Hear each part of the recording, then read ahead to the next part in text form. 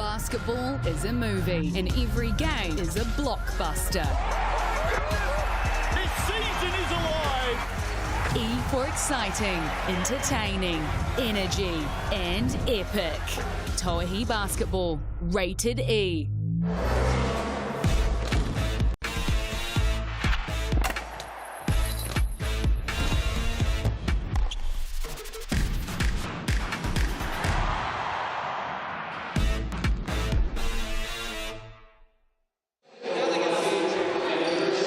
Kia ora, no mai, haere mai, and welcome into Cowles Stadium here in Ōtautahi. It is Sky Broadband Rapid League time. Mainland Pouākai taking on the Tokomanawa Queens.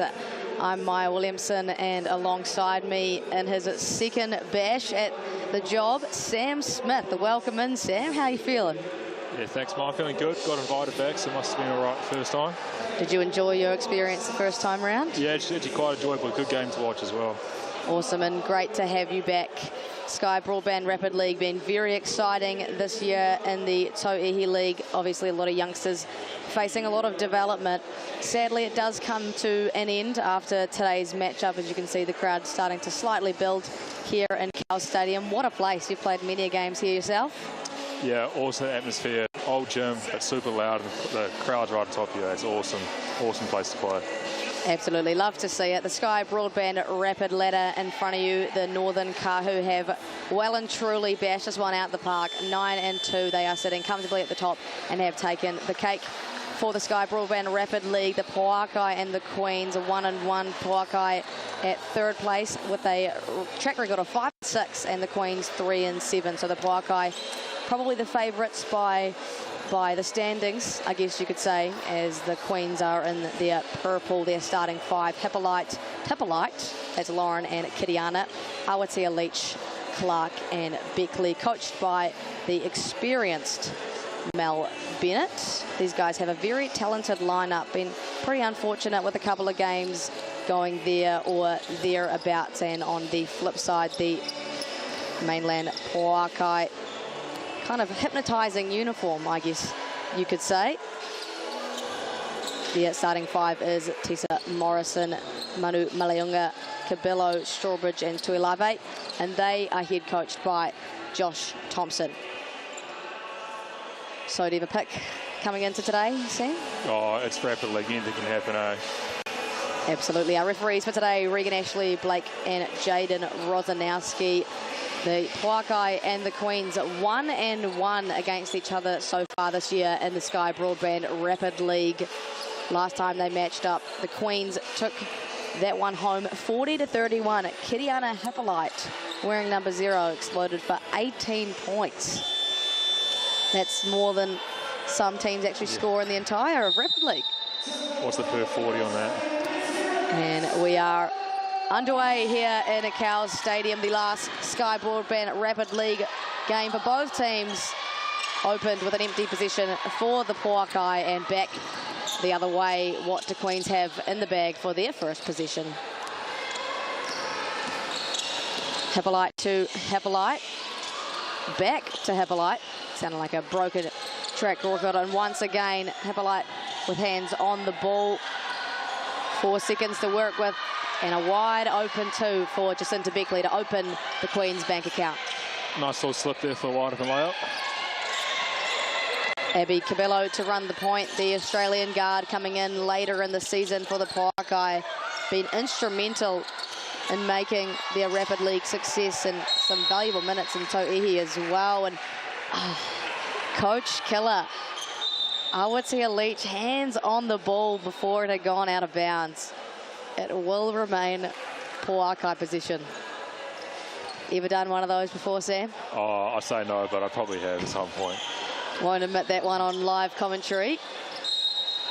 A chance still for Pouākai to open their bank account. Ball is reversed. Ashley Strawbridge, their leading scorer. On ball screen, 3 seconds to generate some possession. Abby Cabello off the backboard. And it will count. Vitolia Tuilave, the massive offensive rebound, and gets the and one. She'll head to the Chemist Warehouse stripe to go one better. No Sean Robati in the lineup for both the Sky Broadband Rapid League and GJ Gardner-Holmes Tauihi tonight. She is away for personal reasons. What do you think something like that does to your Rapid League lineup? She's their leader and one of their highest scorers, Sam. Yeah, Sean's a big advantage in Rapid League, so without her out there, it's really need someone else to step up. Absolutely. Clock winding down. I would see a leech to Lauren Hippolyte, who cannot convert but does draw the foul. Tara Manu Maliunga not looking too happy about that, but Lauren will take a trip to the Chemist Warehouse. Both teams only sitting at 2 apiece. We're talking about this pre-game, Sam. Some low-scoring Rapid games out there. Yeah, looking in front of me here, I've got one game here with 16 points for the entire game, so it's not a very high-scoring affair. It's a funny league, very stroppy at points, a little bit unstructured, very fast basketball, and obviously filled with young talent looking for development as Abby Cabello launches it. Just a little too much for the receiver from Tessa Morrison.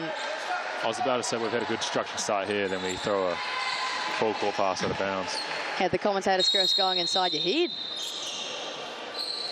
Substitution will come in. Grace Hunter will take the floor, and Kiriana Hippolyte takes a seat. Tiana Clark running the point guard. It was in this very gym with the Phi that she set the Tauihi record, 11 threes made in a game.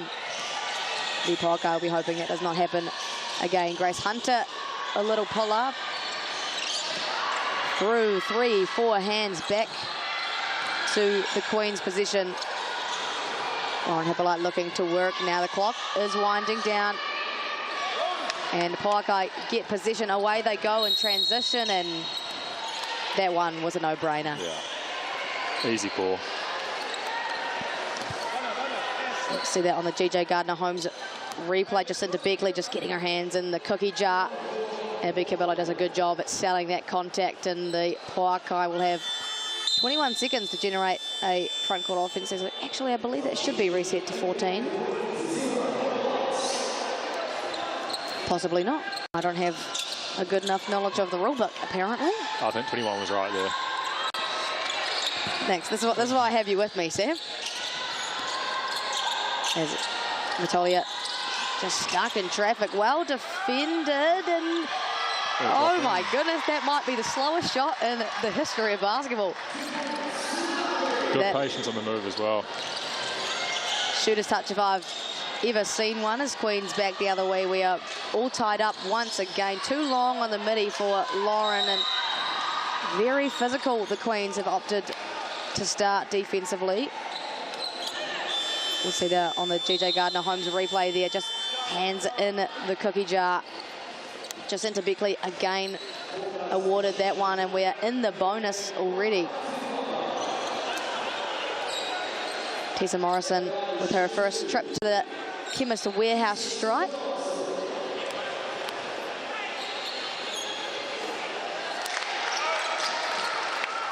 Bury's the first, and they are out in front.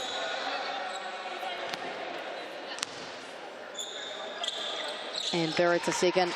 2 from 2 from the stripe, and Pouākai with a 2-point lead. Tiana Clark playing off 2 feet, out to Beckley. Back to Clark. Beckley's got to make something work. Oh, spins off the backboard, and we are back even Stevens.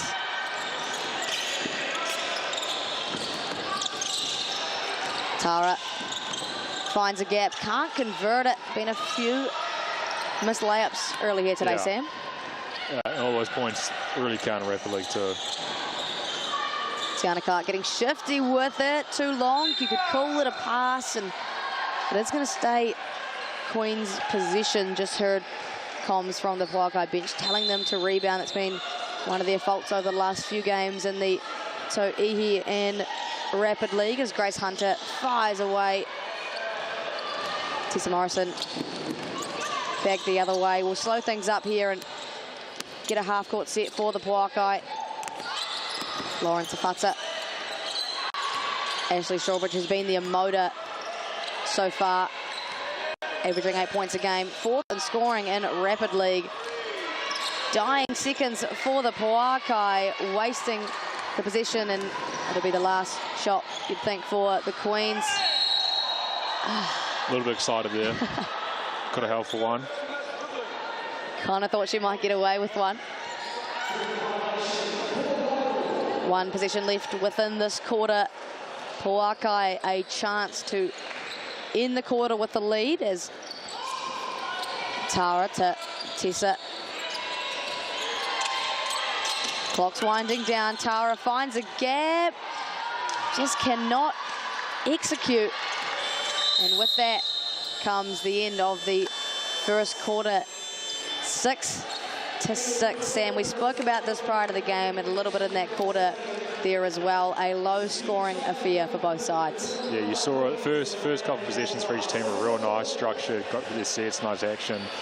And then a couple of minutes in, we all kind of just start running around a little bit crazy, a little bit faster pace, get nothing down. So it'll be interesting to see if they can kind of find a bit more structure in the second quarter and stay with it. Do you think losing someone like Sian Grobati for the Pouākai kind of plays a hand in that? She averages 8.4 points a game, but with that, you know, there's a lot of leadership and probably veteranship that comes with her presence. Yeah, I think even just having the kind of hierarchy there, you know, Sian's somebody your number one, and then everyone falls in line behind her, and it's a clear order of operations to play around.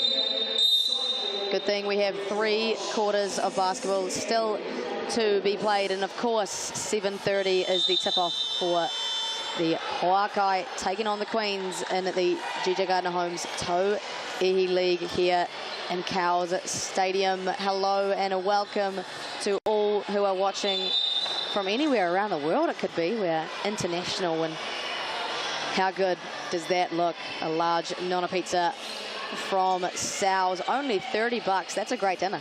It's great. It's a fine establishment too. I see Sam's getting his phone out and scanning the QR code now. If you are keen to get your hands on that scan, the QR code is Kiriana Hippolyte is hungry herself, and so is Awatia Leach with the offensive rebound and second chance opportunities. The Achilles heel for the Mainland Pouākai as Queens take a 3-point lead.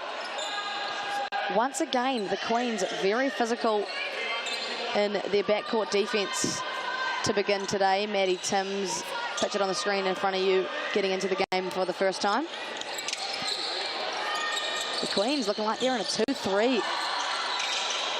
Ashley Strawbridge will let it go and buries that one.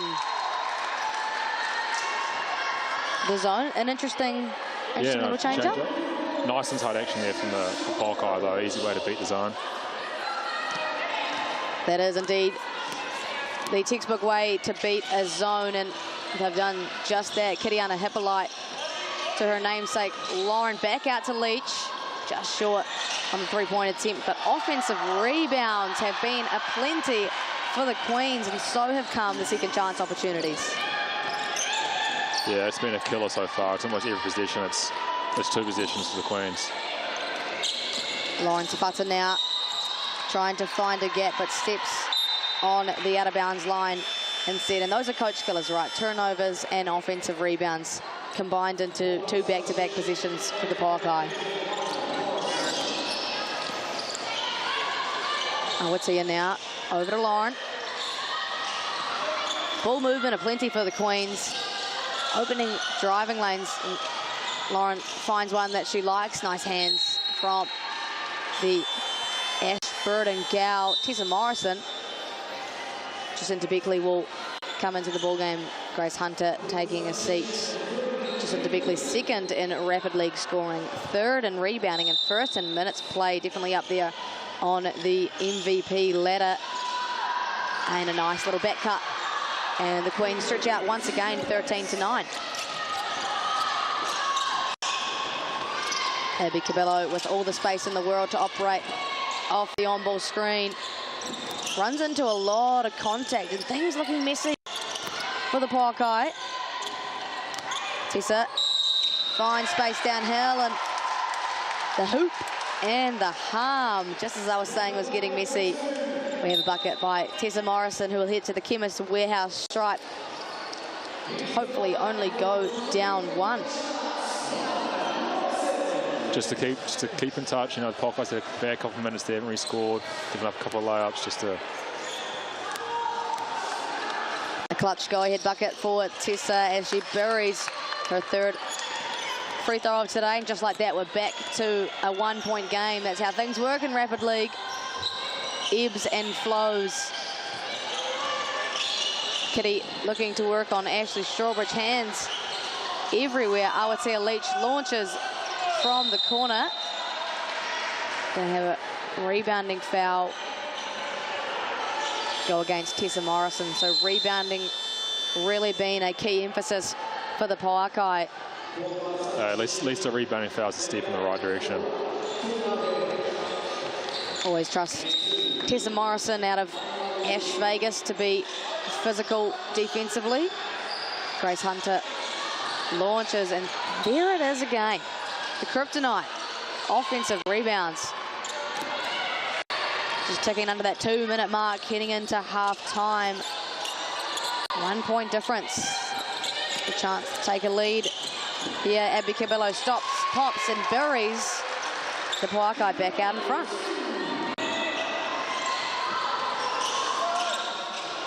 Cinta Beckley likes this matchup. The younger and smaller Maddie Timms, that's just bully ball. And usually that's Shana Rabadi on that matchup too, so you see the difference there already. Tara now. Little bump off. Claps in frustration as that one hits the back rim.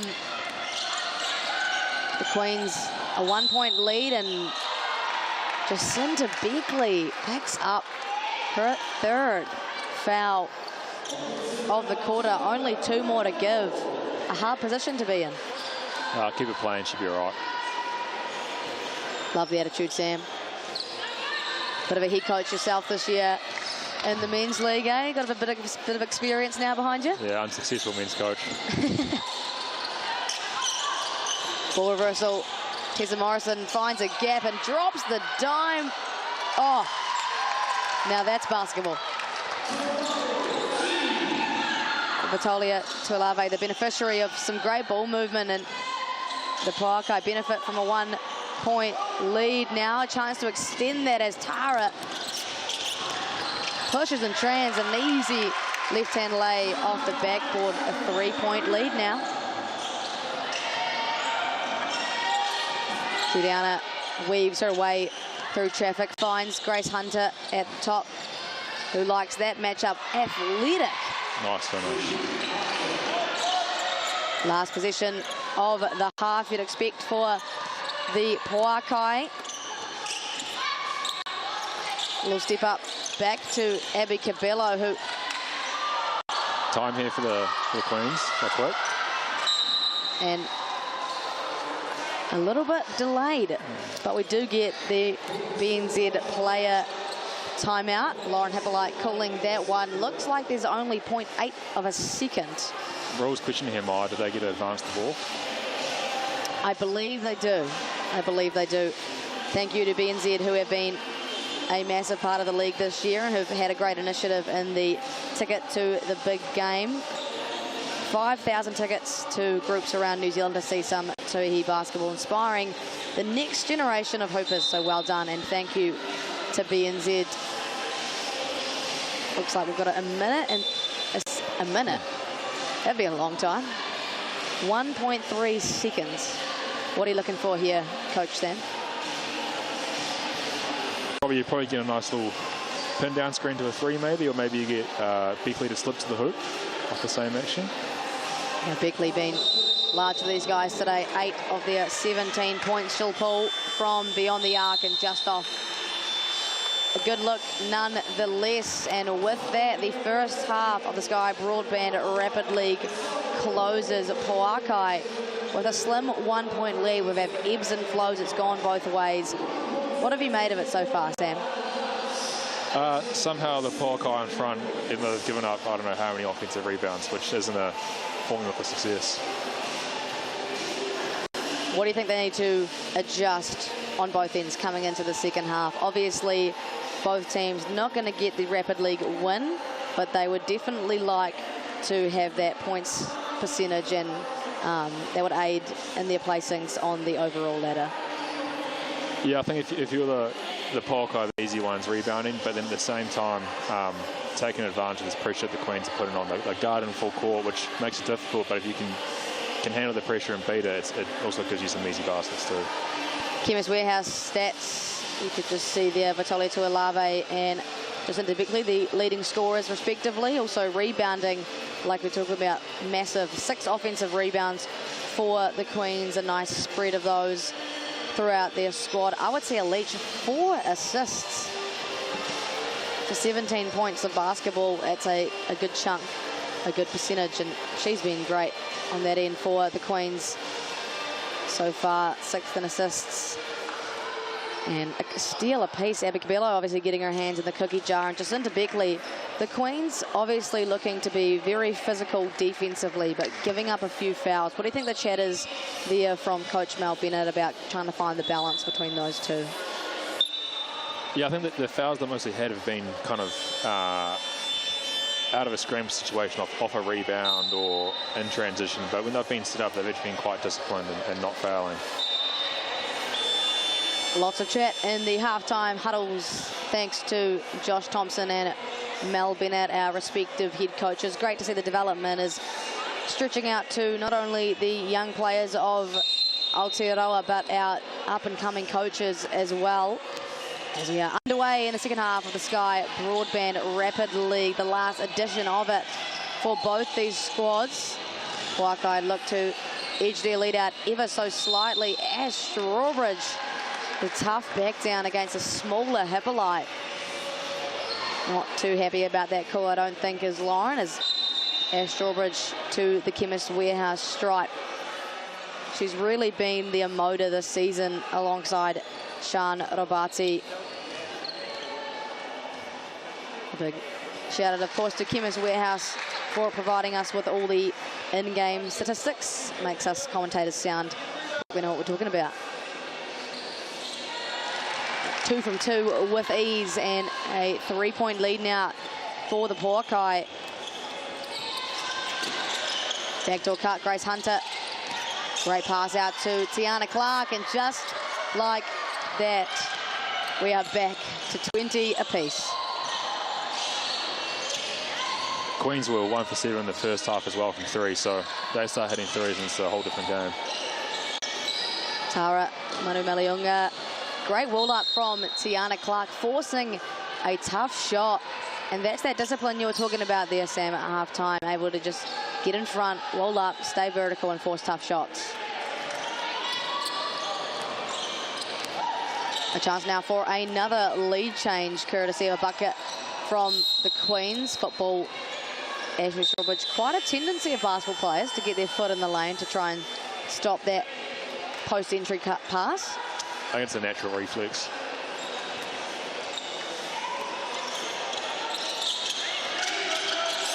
Awatea, obviously, point guard Judy's nice little dump off pass. Jacinta Beckley being the beneficiary of some nice dump down passes from her teammates. Up to 10 points on the game now. And the Queens back out in front. Tessa Morrison, oh, likes it and buys it. Comes off the screen and buries one. And we have another lead change. The Pouākai now back out in front by 1.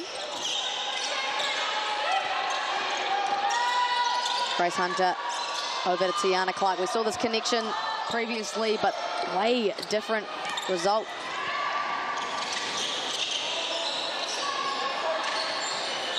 Patience here from the Pouākai. Tessa Morrison likes the on ball. Ash Strawbridge will fire too long. Off to the races is Tiana Clark. Blink and you'll miss her. The hoop and the harm. The unexpected and one from the guard gets the athletic finish. 2 points and a trip to the Chemist Warehouse. Starting to see both these teams really settle into the offense. Take away those two missed threes the last 2 possessions. Other than that, it's actually been quite a smooth start to the second half. And interestingly, only one trip to the free throw line will make that 2 now for the Queens, as there was no way she was missing that. No. And a 2-point lead now to the Queens. I feel like I've said this many a times. That's what you get when you have a close contest. Tauihi Basketball slightly stuck in traffic there. Lauren Tafata. Ash Strawbridge happy to launch.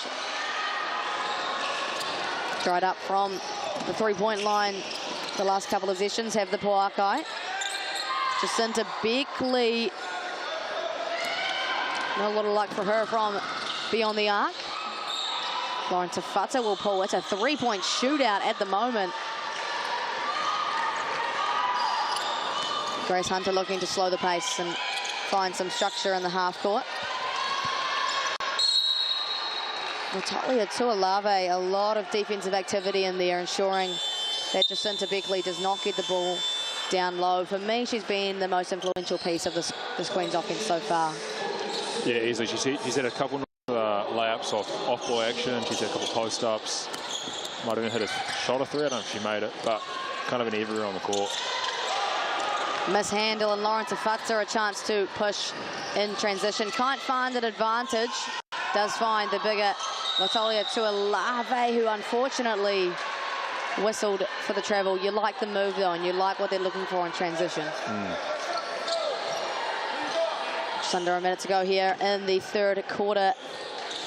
Could be anyone's game, and that's the beauty of the Sky Broadband Rapid League. I've seen plenty of comebacks in my days as Tiana Clark pulls and connects. There was no doubt about that one. Do not go under a screen on Tiana Clark. Tara Manu-Maleunga meets Tiana at the rim. And with that, Sam, is Tiana's 4th foul, I believe. So she's played well this quarter too. 2 threes and one. They might hit all their points. See how the offense changes, as she takes a seat. And Tara, 2 opportunities here from the Chemist Warehouse stripe. Good on the first. They'll need these as they trail by 4. Doesn't feel like a big deficit, but been the biggest so far. Very slim lead changes and only small deficits as Ashley Strawbridge changes the tune with an offensive rebound of her own, but a turnover straight off the back of that. Kariana now straight down bloody nose lane, and a trip to the stripe herself. Spoke about her pre-game. 18 points last time these two matched up. A quieter night for her with just the 2 points. Obviously been some chat from the Pouākai about how to contain her a little bit better. Yeah, and also just these rapid league games, kind of almost anything can happen, right? Anyone can get hot for a little 4-minute quarter, and then you're at 10 points, you're at 15 points, you're at 18 out of nowhere. That's the beauty of it. You never know which way it's going to go. That's why it makes for such good watching as Kiriana buries that one. Great watching coming later on as well with the GJ Gardner home, the Tauihi game, 7:30 p.m. here on Sky Sport, the home of sport in Aotearoa.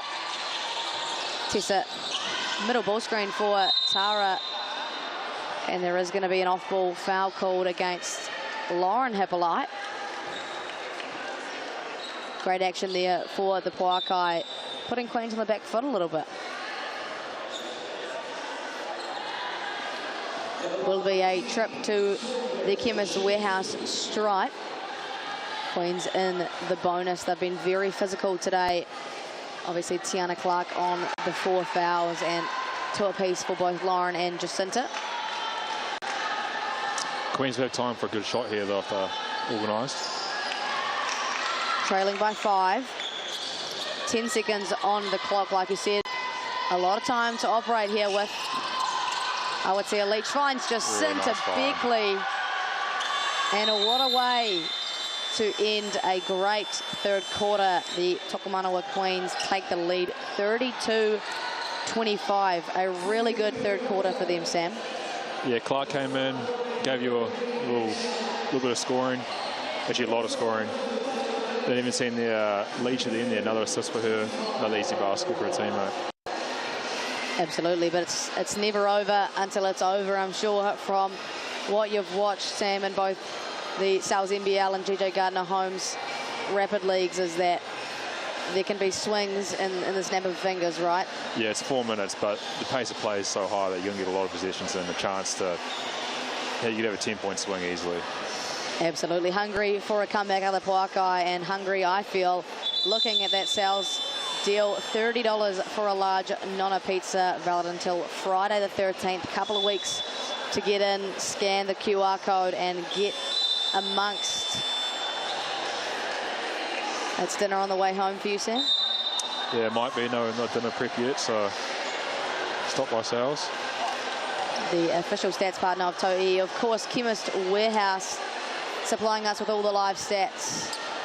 Appreciate all the mahi you guys do, and we are going to be underway. The last quarter of Sky Broadband Rapid League 2024 for the Queens and the Pouākai. Who is going to come away victorious? Jacinta Beckley, feeling like she's made every one of those shots she's taken today. Tara, athletic, very aggressive mindset for her today. Just rims out. Jacinta likes the matchup and somehow, slightly a circus shot, gets the M1. And just like that, a 9-point swing, a 9-point lead for the Queens, a chance for it to be double digits here.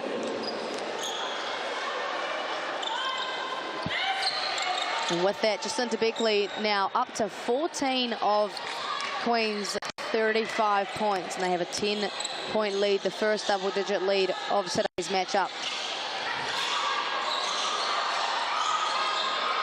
Bulls moving, the Pouākai searching for a bucket. Haven't had a lot of success. Tara, the clock winding down, sees the gap and just off. She hasn't had the most of success today, Sam. No, she's getting to the hoop all day, just nothing's falling for her. We have differing calls here from our coin officials. Regan Ashley, the one to put his foot down, and will whistle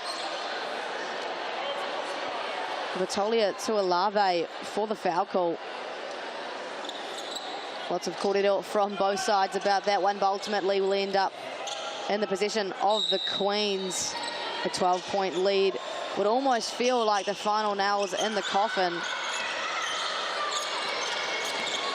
Kiriana finds Beckley, back to Kiriana, who will pull, and way off. The Pouākai saved by their defensive efforts. They'll need a bucket here, Sam. Yeah, the Pouākai need to start playing almost, forget your structure, forget your plan, just start playing fast and trying to score. And things like that can definitely help, as Grace Hunter overzealous with her contact. Abby Cabello sent to the ground. Pouākai possibly a chance to realise, as we see on the GJ Gardner-Holmes replay, Abby Cabello straight into the Sky Broadband Rapid League sign. But possibly a chance here for the Pouākai to try and get Queens into some foul trouble and get to that Chemist Warehouse stripe. Always a good way to put points on in numbers. Tara Manamalunga, aggressive again, finds Tuolave, back to Tara, who will pull and just off. Queens can just take their time here, use the whole possession. Clock's on your side. Oh, no thank you. Not in the Pouākai dome, says Ashley Strawbridge. We'll see that once again. Feast your eyes straight into the cameraman. The Queens now have to work. I would see a Leach now. Likes the mismatch, little spin and a nice finish on the front of the rim. The Pouākai now desperate to edge their way back into this ball game, and who else is it going to be? Abby Cabello, the engine. Great motor. And earns herself a trip to the Chemist Warehouse stripe. So fair to say that the absence of Sian Rabati very evident in today's matchup, Sam. Yeah, it's been felt tonight, especially that the first half rebound. It was just, her loss was massive.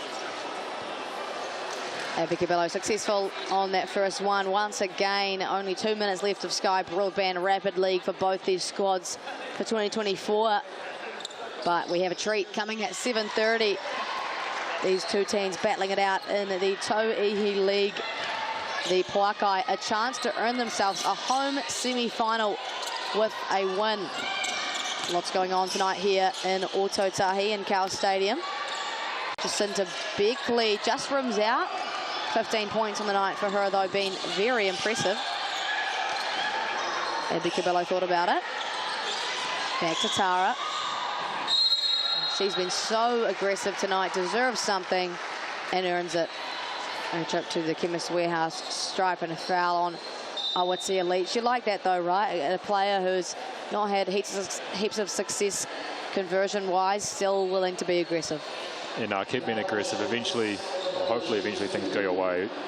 Right now by free throws, but sometimes you end up scoring as well.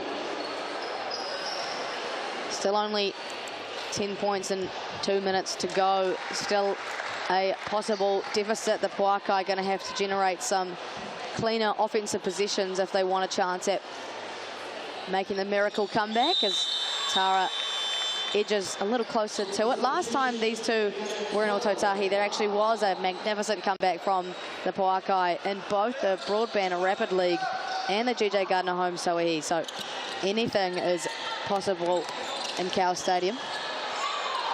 Just a stop and a score here and get really interesting really quick. But that doesn't help, does it? A rebounding foul once again goes against Tara Manu Maliunga. And I guess that's the hardship of being a team that doesn't have the matchup for Jacinta Beckley. You have to work 2 times as hard, and sometimes even that is not enough as she heads to the Chemist Warehouse stripe. A little bit long on the first. Slightly fortuitous for the Pouākai.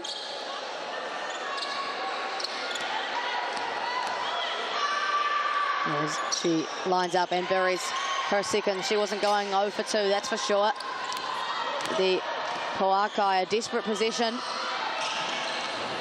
Who will be the main lady in this moment? Lauren Tafata takes a couple of steps and turns the ball over for the Pouākai. That's not what you want at that time in the game, Sam. No, not the best outcome, no.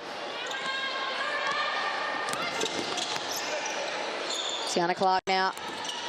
The Queens in no rush, and Abby Cabello applying a lot of pressure. Split, kick, extra, bang! Jacinta Beckley, 16 points on the night for her. It has really been her time to shine. She has loved this matchup. The Queens now 41-29, I should say, 41-31. It really has all been Queens basketball this tail end, Sam. Yeah, it's almost just been, it's been a ticking time bomb waiting for the Queens to start hitting some shots, and they have in the second half. Pardon my French, Jacinta Beckley up to 19 points on the night now. Has to be a Sky Broadband Rapid League record for her. As Tiana Clark, a trip to the Chemist Warehouse. I feel like we've said that a lot of times tonight. A very physical matchup. She slots the first. Loves these rims, does Tiana Clark. And buries that second one, 43-31. The Pouākai still gonna put in some mahi and try to earn extra points on the ladder, as Tara will be happy to see that one go through the bottom of the net. Up to 7 points on the night for her.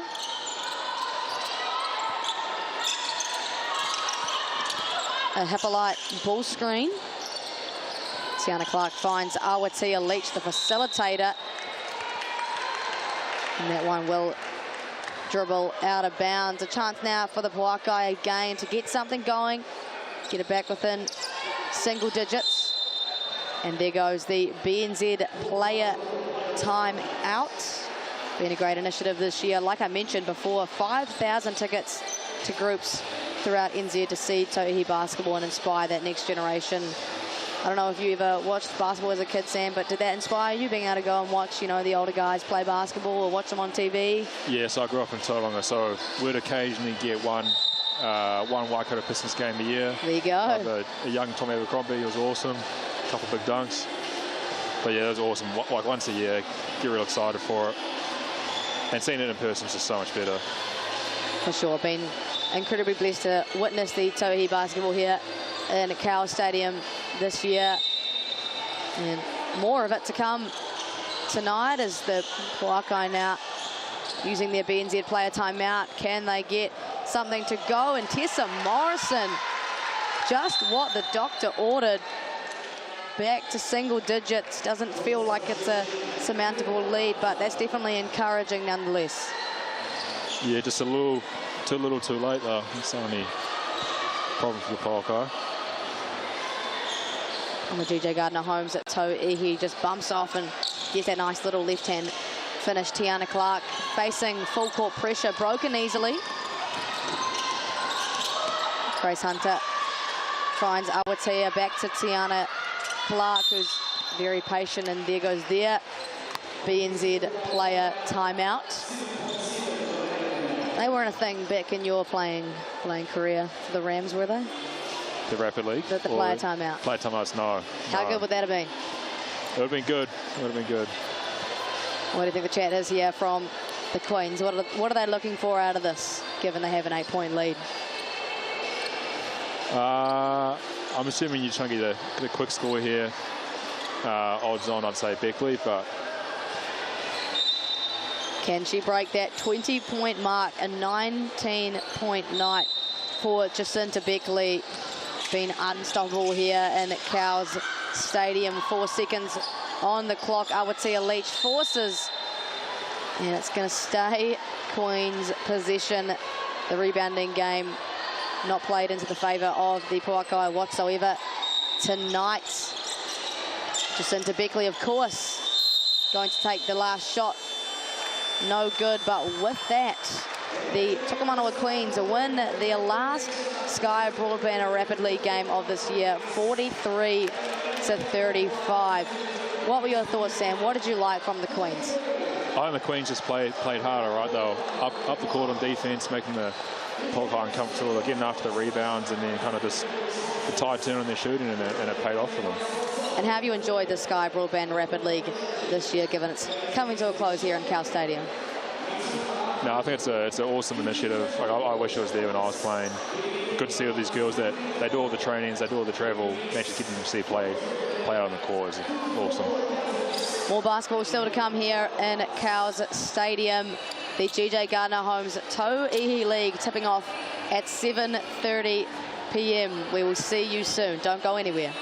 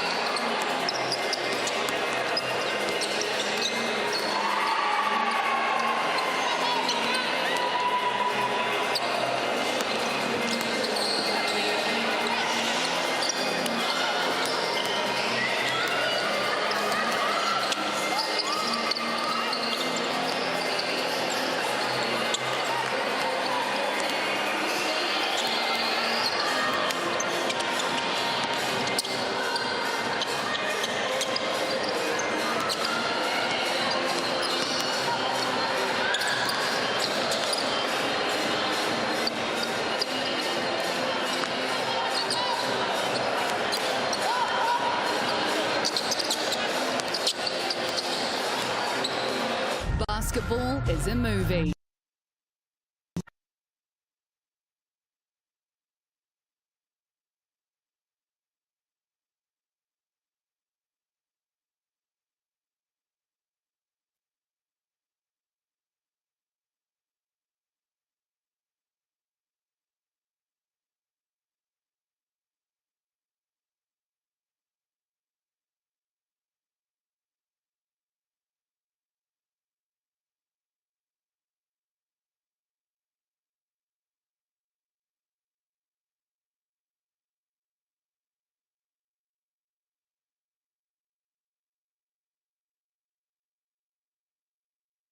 Basketball is a movie, and every game is a blockbuster.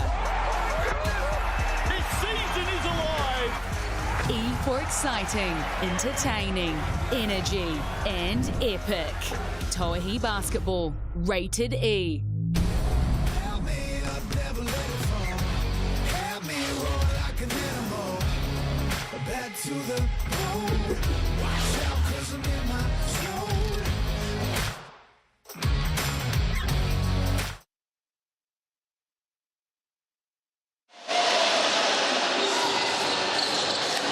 Kia ora, no mai, haere mai, and a welcome in to Ōtautahi, the Garden City here in Cowles Stadium. It is GJ Gardner Homes Tauihi Basketball Mainland Pouākai take on the Tokomanawa Queens in the final regular season round for the Pouākai, their last game. The Queens, their second to last. I'm Maya Williamson alongside a veteran of the game and a second time in the commentary box, Sam Smith. Welcome in, Sam. You did the game against the Phi a couple of weeks ago and you're back on the call. How does it feel and how was your first experience? Yeah, it feels good to be back. It was a real fun first time round, hoping the same result here. Absolutely. Nick Bewley out today, so they've called in some replacements, get amongst the mix-in-pick vote. A lot of people betting for the Pouākai, 63% to 37. Scan the QR code and have your say. Sam, the Pouākai are 2-0 against the Queens, hence probably the voting. Do you see it going another way tonight? Yeah, going against the grain here a little bit, but you know the Queens are kind of fully healthy again. I've picked them to win this one. Absolutely. Obviously a home semi-final on the cards for the Pouākai. If they get a win, as you see, they are tied with the Kahu on the ladder, 7-4, but the points percentage, obviously, for the Kahu are just well ahead in that #1 spot. Though if the Pouākai can win tonight and the Queens can beat the Kahu on Sunday, the Pouākai will shoot to that #1 spot, have the home semi and a potential for a home final. If the Queens win here tonight, it goes to their Sunday game against the Kahu, in which it comes down to points percentage, and obviously the Hoiho take on the Phi tomorrow night in Dunedin. The Hoiho counted out of the top 4 for the remainder of the GJ Gardner Homes season, but the Phi a chance to elevate to that 3rd spot, and that'll mean a difference in semi-final matchups. It's all go here tonight. The starting 5 for the Ansco Foods: Tokomanawa, Queens, Park, Beck, Chagas, Horston and Brown, of course coached by the prestigious Tanya Tupu. A piece coming off the bench this season, Awatia Leach. I had a chance to catch up with her earlier today. Well, welcome to Christchurch. It's been a sunny day for you, hopefully. How are you guys feeling coming into tonight? Obviously, you've dropped the last few, which, you know, you've been there or thereabouts and you're a talented roster. So how does it feel coming into today's matchup?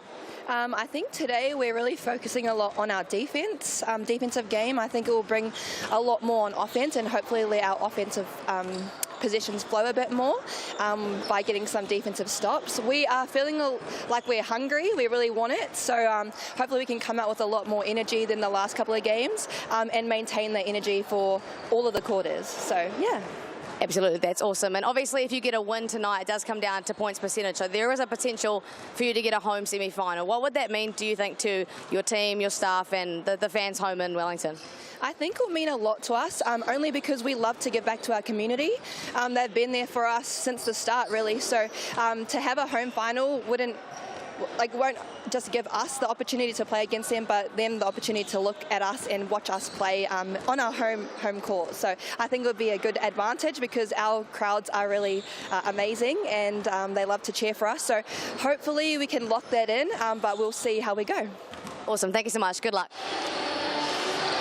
Always great to hear from the players, and obviously a lot of pride coming out of the Queens for Aotearoa Leach, the Pouākai, the Pro Build ITM, Mainland Pouākai repping their alternate strip tonight. These are charity strips and they'll be auctioned off on Trade Me next week. All proceeds going to the amazing charity that is Te Pana o Langa. Their starting five: Forbes, Can, Reinell, McGoldrick, Brown, coached by Paul Flynn in his debut Tauihi season. There is the woman that is their powerhouse, the starting point guard and captain, Michaela Can. I chatted to her earlier today. Game for you guys tonight. Love the uniforms, by the way.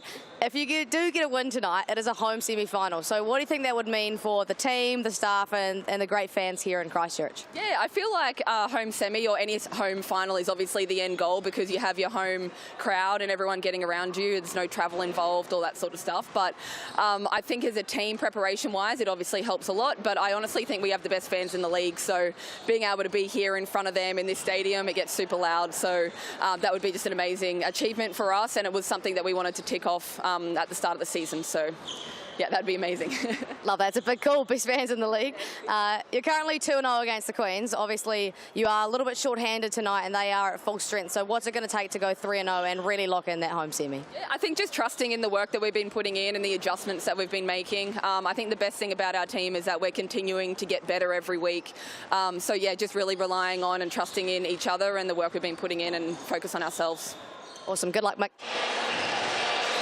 Michaela Can, the veteran of the Pouākai mix and pick, get amongst 62%, thinking it's going to go the way of the Pouākai, and rightfully so. A 2-0 record for the ladies in black tonight. Last time these two matched up here, it was a miracle comeback for the Pouākai, so you probably can't blame the viewers, Sam, for the difference in voting. Yeah, and four more so backs the Pouākai. I think 4 in a row now. The Queens are on a 3-game skid, but that's a new game today, right? Absolutely. Our referees for tonight, Matthew Bathurst, Regan Ashley and Blake Rosanowski, our lovely coin officials as always. Sam, you've been a part of the Sales NBL prior with the Rams. Talk to us a little bit about what the business end of the season feels like and what that looks like, and, you know, kind of how the feels are as a player. You know, the seasons end up being quite long. You kind of go through ups and downs. Your team changes, how you play changes, and now you hope that at this point of the season you're kind of all in sync, firing together, in which the Pouākai are at the moment, and hopefully the Queens can find that form as well, leading into the finals next week. 3 unfortunate losses in a row, like you mentioned, and the one just played, one of the worst of them all. 97-68 was the loss versus the Fry, but admittedly no Stella Beck or Jordan Horston. And on the flip side for the Pouākai, no Sean Rabati. What do you think it's like for the Pouākai now, having to come against a full-strength Queens with a lack of Sean Rabati? You know, Sean's been a pretty key piece for the Pouākai this year. Without her there, someone has to step up. She's also she's kind of a glue player, I guess. That does it all for them. She rebounds, she hustles, scores a little bit. So it's a tough role to fill. The rotations, an interesting part of tonight is the crowd beginning to build here in Cowles Stadium. Many young fans getting amongst the last home regular game of the season. Sean Rabati, 25 minutes a game, like you said, does a bit of everything. 10 points a game, just short of 2 assists, almost 6 rebounds, shooting the ball impeccably well. And as per GJ Gardner-Holmes' Tauihi rules, a New Zealand player must be on the floor at all times. And given that Paul Flynn runs a very tight rotation, he oftentimes just rotates Rabati and McGoldrick. So tonight it's going to be interesting what he does, you know, with his rotations. Does he just play Ezra for a full 40? We'll see a little bit of Ashley Strawbridge, I'm assuming. What do you think the play is there? Yeah, I think you almost just, you're backing Ezra, right? Ezra's playing heavy minutes. She probably knows that going in, so she's somewhat pacing herself and trying to stay out of stupid fouls. But if not, you got to back your bench. It feels like Ash out there, or or Tessa Morrison, anyone else that can step up and have an opportunity. This is why you're part of the team. Just coming off the Sky Broadband Rapid League as well, where Queens took the cake there. So definitely some players who are amped, warm and ready to go. Some young fans in the crowd tonight. It is building. Get amongst, and we have our ball carrier for tonight as the teams come on to the floor. That is 12-year-old Isabel Hunter out of Rangiruru. She is a point guard, and her favourite player, Steph Curry. A good choice from the youngster. Asked whether she prefers attack or defence, she chose defence. You like that? Like that from a young player. It's a bit of a contradiction with the Steph Curry favourite player, though, isn't it? And we are underway here at Cowles Stadium. Final regular season game for the Mainland Pouākai. They are 2-0 against the Queens and looking to lock in a home semi. First possession, Mackenzie Forbes buries the long two. That could be dangerous. Last time these guys matched up, it was a league record 39 for Forbes. Jordan Horston, the WNBA talent, the leading scorer, one to keep an eye on as the Queens move the ball. Stella Beck back into the mix, and an immediate impact down the lane earns the foul, the first of which for Cassandra Brown, and to the Chemist Warehouse stripe goes Stella. So good for the Queens to have Beck back in the mix. Such a veteran with her tall ferns and Tauihi experience. Beck rims the first free throw. Just rims out. So Queens, 2 bites of the cherry, no good. And the Pouākai are all fire to begin today. The crowd is loving it as Cass Brown gets the hoop and the harm. Dream positions to begin a game, Sam. Yes, it's almost a perfect start. Must admit, I was at a 2 the first position, and then now a nice lane 1 to keep it ticking over. They came ready to play, did the Pouākai, as Cass Brown buries her. Free throw from the Chemist Warehouse stripe. It's a 5-zip lead. Another possession for the Queens. Jihyun Park to Stella. Little back screen to get Jordan Horston a look, but Chagas back to Horston to no surprise. And Lou Brown right on cue, the offensive rebound. And that's been the kryptonite of the Pouākai over the last few games. The Queens at the Hoiho, especially massive rebounding efforts. So something I'm sure they have worked on. The first foul of today for Lou Brown. Lou Brown leading the league in rebounds. She's going to be a tough egg to crack tonight. Jihyun Park getting her hands in the mix. 10 seconds on the shot clock. Michaela Can gets the roll. 7-0 to start, Sam. Yeah, Can really makes this Pouākai team. So she's the engine behind it all. And right on cue, gets the block. Back the other way will force the Queens, you'd think, into a timeout on a bucket. And Forbes can't get the 2, but can sure get the foul. That's going to go against Horston, her first of today. Let's see that on the J.J. Gardner-Holmes replay. Mackenzie Forbes is very familiar with this Queens team. Obviously had that 39 piece, which is not too shabby. Last time these guys matched up, and their first matchup, 26 points as well. So very fond of these green uniforms. Peru's her first one to extend that lead back out to 8, and 2 from 2. That is Pouākai's strength. They have led the league in free throw shooting the majority of the season, 84%. Averaging 16 of 19 makes. Jihyun Park to Stella Beck. Shot clock winding down. Chagas will pull. And that's good. Chagas with the first points of today for the Queens, and finally they're on the board, Sam. Just settle the nerves a bit, save a timeout luckily, and just like that, the Pouākai score a game though. And to no surprise, it is their glue, their motor, Michaela Can. But offensive rebounds. Again, we spoke about that being the Achilles heel for the Pouākai. Stella Beck gets them another possession. 11-5 is the score. Mackenzie Forbes a little step back. Everything going right for the Pouākai.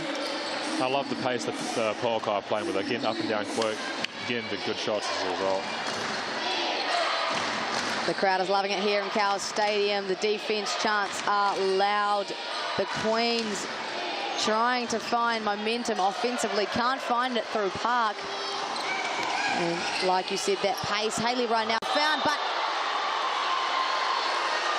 big time block.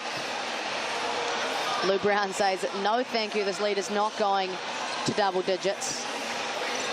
Hayley right now was the MVP last week, as we just see that swatted into the signage. Hayley right now coming off a 22.12 rebound game last week against the Poiho. Cass Brown with operating room. Finds the backboard, and you can't even write that. Lou Brown, the rebound, bounces off her knee. No worse feeling just watching the ball roll off your leg and out of bounds. Nothing you can do. The coin officials will have a chat about the shot clock. Of course, we can always trust our coin officials in their decision making, as it will stick with 14 seconds. Stella Beck rolling up, and a little bit messy on the boards there, but finally will go the way of the Queens. Got lucky there. That was a real nice little action there, or back cut from Brown, and she had a makeable layup and couldn't convert it.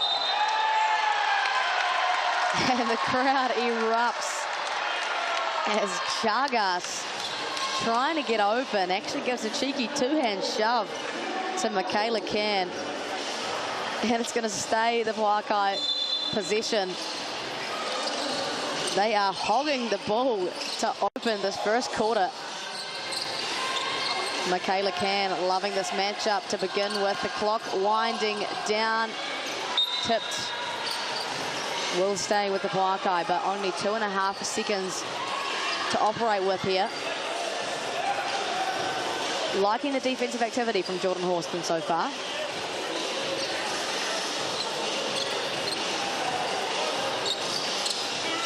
Who will they go to? Looks like they're going to go to Lou Brown as she leads the break and gets the easy two. An encouraging sign for the Queens, who struggled to score early here, to get an easy bucket like that.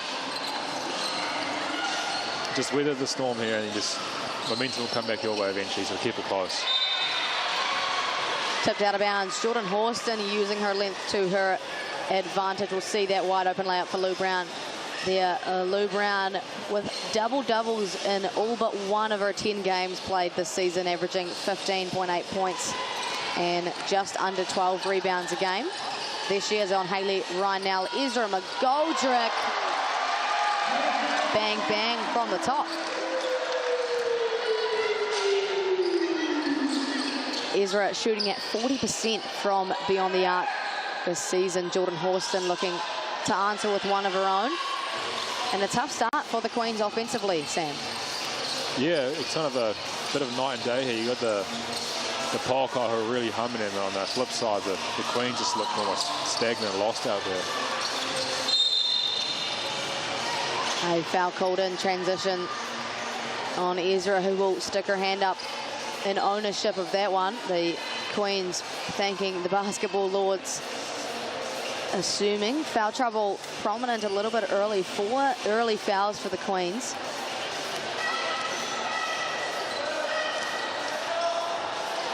Gian Park to Chagas, and the middle on ball. Michaela Can opting to go under that one. Not a lot happening here for the Queens. Stella Beck opts to go herself, finds a gap, just leaves that one short. Forbes now leading the break, finds Rynell well covered. Cass Brown attacking out of that corner. finds contact, finds the foul. Lou Brown, head and hands. That's just textbook basketball from the Pouākai, though. You know.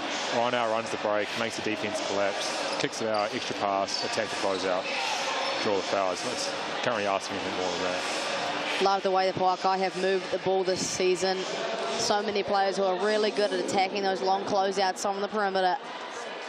And obviously earning themselves plenty of trips to the Chemist Warehouse stripe, where they've shot incredibly well, 82% as a squad from that stripe. And Cass Brown herself, 93% from the Chemist Warehouse stripe. Very efficient as the Pouākai lead 18-7. Still 5 minutes to go in this first quarter. Lou Brown on the smaller Michaela Can, and hands in the passing lane. Once again, a transition opportunity for the Pouākai. Hayley Rynell finds Cass Brown, and oh my, it is raining in here. 21-7. As we see our first timeout, to no surprise, from the Tokomanawa Queens. What a performance to open today's matchup, Sam. Yeah, I think you mentioned Dream Start before, and that was about 5 minutes ago.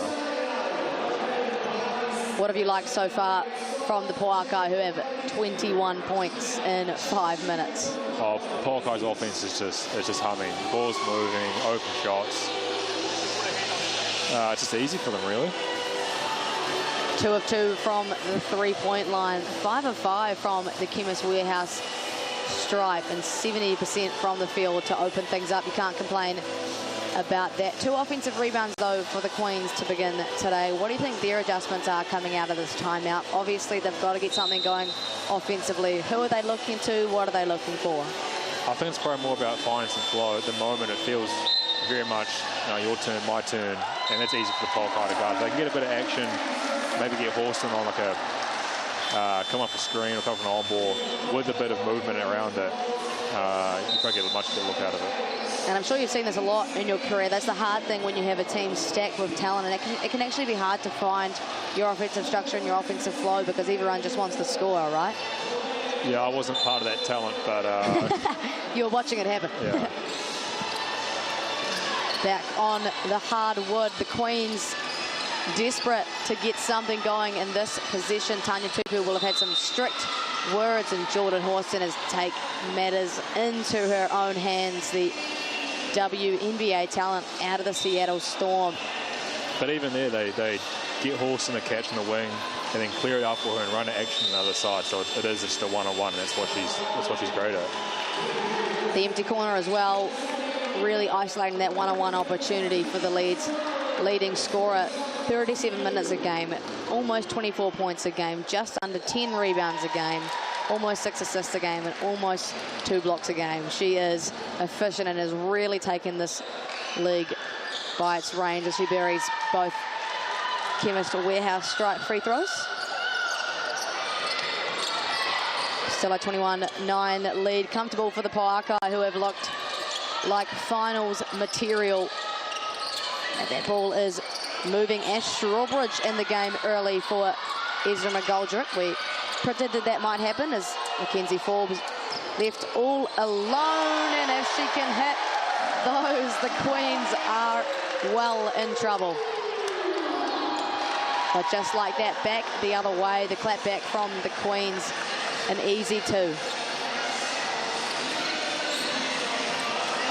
Michaela Can driving, distributing the hoop and the harm. The Pouākai executing to a T, Sam.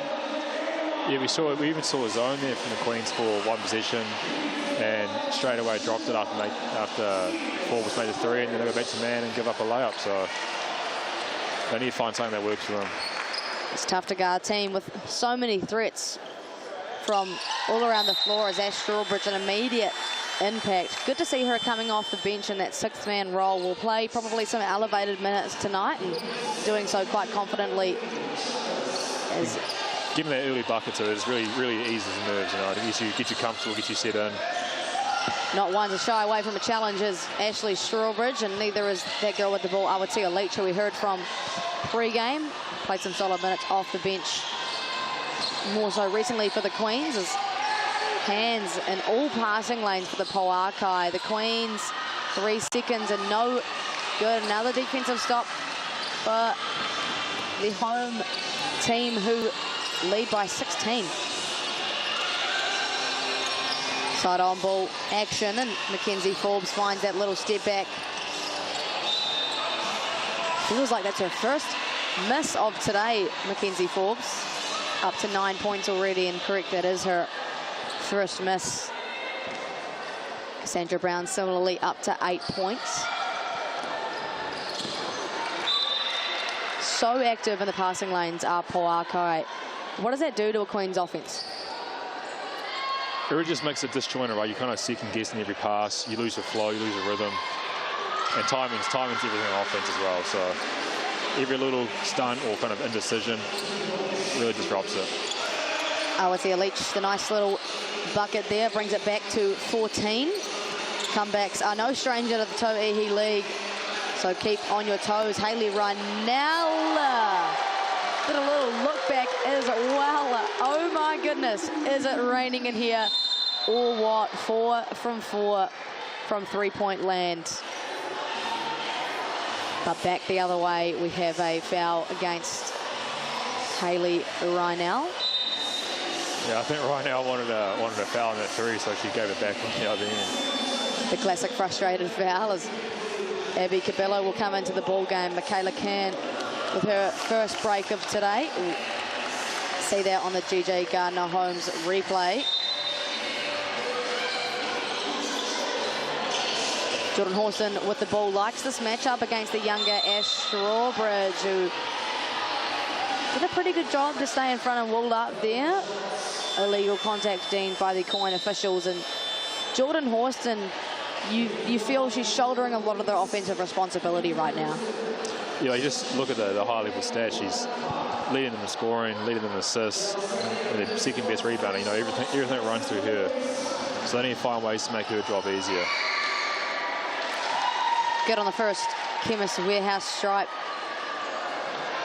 Jordan Horston, a fan of this matchup as well. Last time she was here, just short of a triple-double, 24 points, 10 rebounds, and 9 assists. So triple-double watch is well and truly underway for the young star. As a little bit of a zoom action on our side here to get Mackenzie Forbes a catch. And Chagas, very active, very physical, forces the ball out of the hands of Mackenzie Forbes, and will stay with the Pouākai. You like it on ball pressure there from Chagas, who's completely disrupted their offense. Only 4 seconds to work with. Desperate for a look here. Hayley Rynell likes this Jacinta Beckley match up and gets the shooter's touch. Everything going the way of the Pouākai right now, Sam.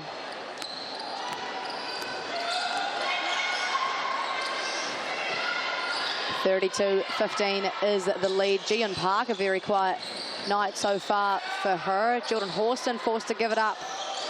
And long for Jacinta Beckley. The Queens just really struggling.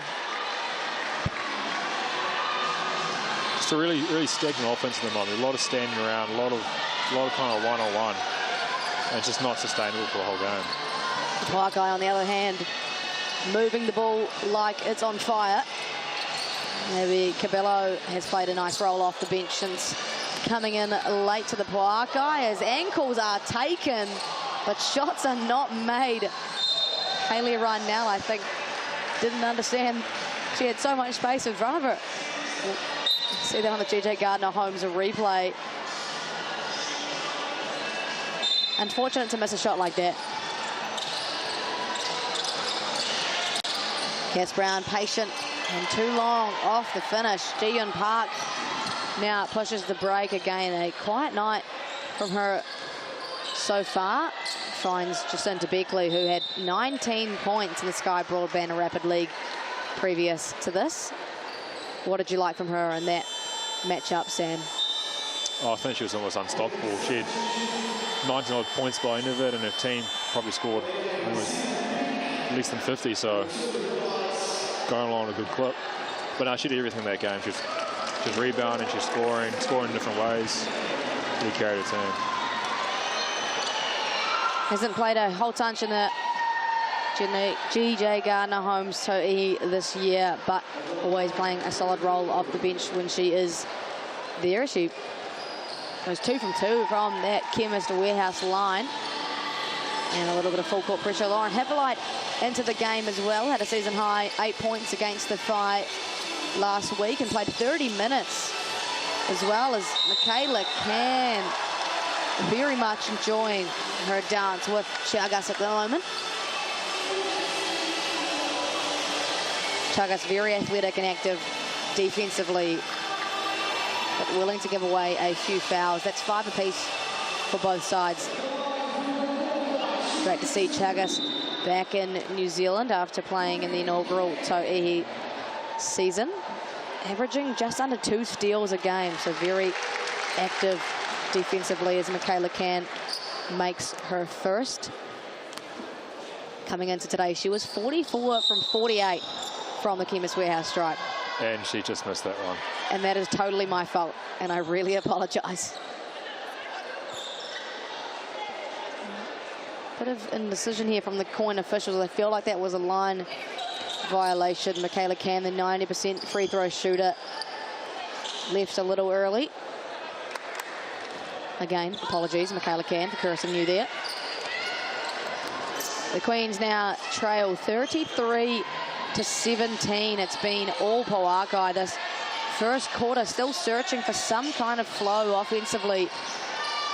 There's Jacinta Beckley, the beneficiary of a dime, but can't convert. The Pouākai could go out to their biggest lead of today with a bucket here, and Hayley Rynell is automatic from that mid-range. Last possession of the quarter for the Queens, who have been shocked by a raging Pouākai. Still searching for something to work offensively. Ji-Yun Park might be that answer. You like that footwork. Beautiful little move, a little shimmy, step through. And with that, the opening 10 minutes of today's GJ Gardner Holmes Tauihi matchup. Pouākai with a 35-19 lead. It has been dominant in all things the hosts. We'll take a quick break and be right back. Don't go anywhere.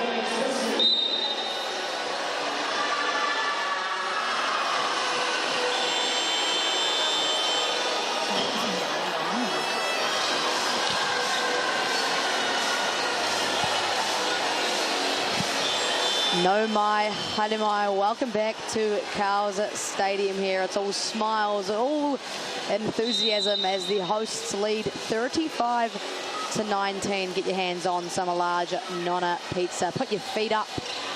spend $30 and enjoy the magnificent basketball we're seeing in front of our eyes. Sam, what have you made of the first quarter? You've been surveying our live stats. Not to interrupt you there, Maya, just a couple words from the two teams there, but Can and Key maybe. You like that? You like that? A bit of passion, bit of sportsmanship. Friendly hello, yeah. All in the passion of the game, I'm sure. But sorry, back to your question. Yeah, just the Pouākai offense in that first quarter was just, you couldn't ask for anything more, right? Just free flowing at pace, ball's moving, you're getting wide open shots, and it's sustainable, right? They can keep doing that the whole game. And I think conversely for the Queens, what you spoke about, just a very unsustainable way to play, and with that, the streak continues. A massive charge called. We'll see that for sure on the GJ Gardner-Holmes replay. It's very physical in here as Abby Cabello took that charge, and Chagas now up to 3 early fouls. As Queens looking like they're in a 3-2 here. Something different to try and minimise the damage the Pouākai were able to produce. As Strawbridge from the corner just off, and the Queens a chance to get something to go. They need some offensive rhythm. Tamari Key off the bench looking to be that answer, but just fumbles out of bounds.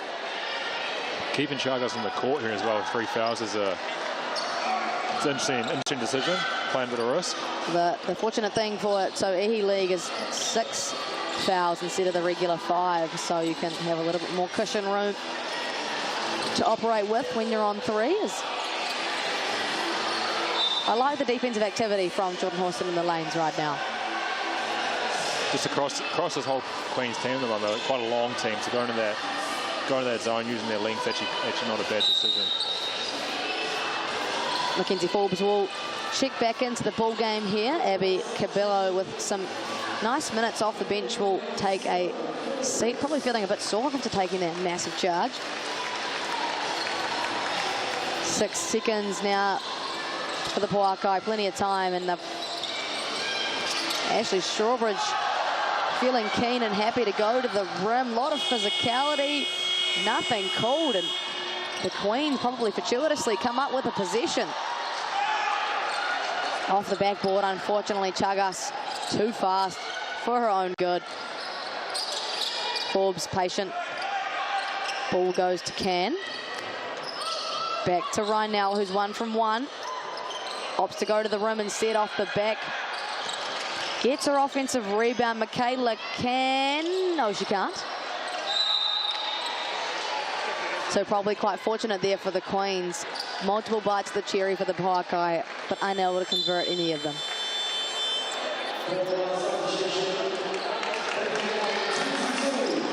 As Strawbridge will make her way to the bench. A commendable 5 minutes. 6 minutes from her, actually. And the Queens, Sam, still yet to kind of find that rhythm you were speaking about. Yeah, it's still such a stagnant offense. They've got the talent to play that way, but it's just so hard. And Tamari Key, it's that easy. The isolated post catch there and an easy 2. 35-21. The Queens inching back to that lead. The Pouākai have severely slowed down by their first quarter standards. Ball just going everywhere. A little bit messy heading into the second quarter. Yeah, and this zone from the Queens is kind of confused the Pouākai a little bit. They haven't really been able to find their rhythm going against it. Always good to use zone as a little bit of a change-up. A smart move by the high IQ Tanya Tupu in her 3rd year as the Queens head coach. Jordan Horston way off. The Pouākai in transition to no surprise. Mackenzie Forbes just rims out, so have cooled down the Pouākai, and with that their scoring has really come to a close. Rebounding the ball well, though, the Pouākai, as Ezra McGoldrick looks to find her opportunity. Michaela Can, a massive mismatch, finds the switch. And Messi possession. Ball comes flying into the commentary box. Don't mind me while I pass this one back. Got to touch the game ball. How does that feel? Jealous of you. And to no surprise, after that messy possession we see in the GJ Gardner-Holmes replay, don't mind me just throwing a dime. Oh, I didn't even get it in there. The Pouākai have not scored this quarter, so 35-21. And with 7 minutes on the clock, they will call a timeout.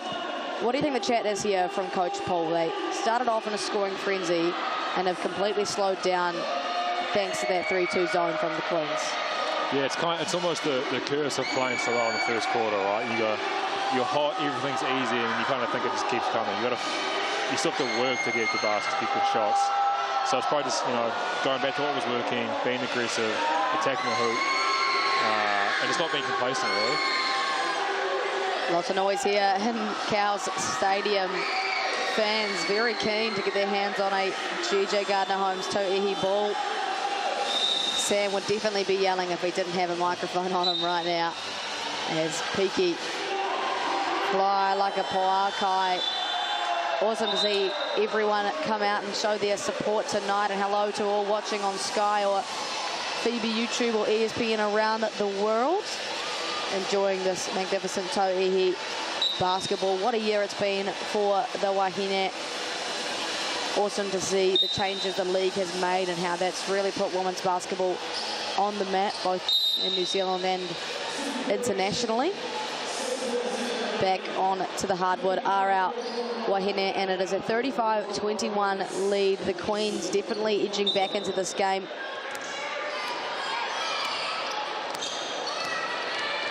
Chagas and Can has been a favourable matchup today. Chagas left all alone. Dangerous scenes for the Queens back within 11.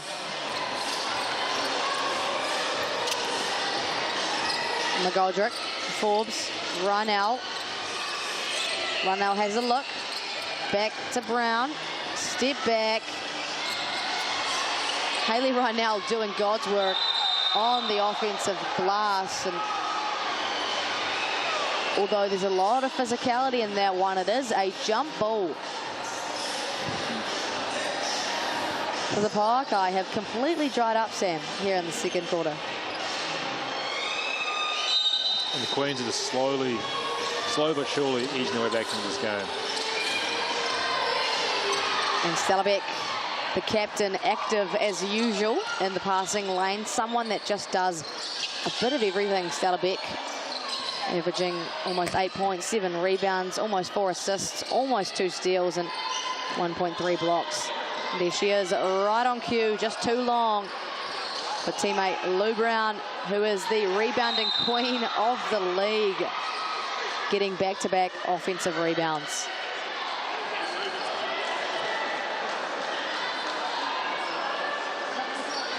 Cass Brown whistled for her second foul of today. The Queens now up to 4 offensive rebounds. Corson and Forbes. A matchup we all love to see.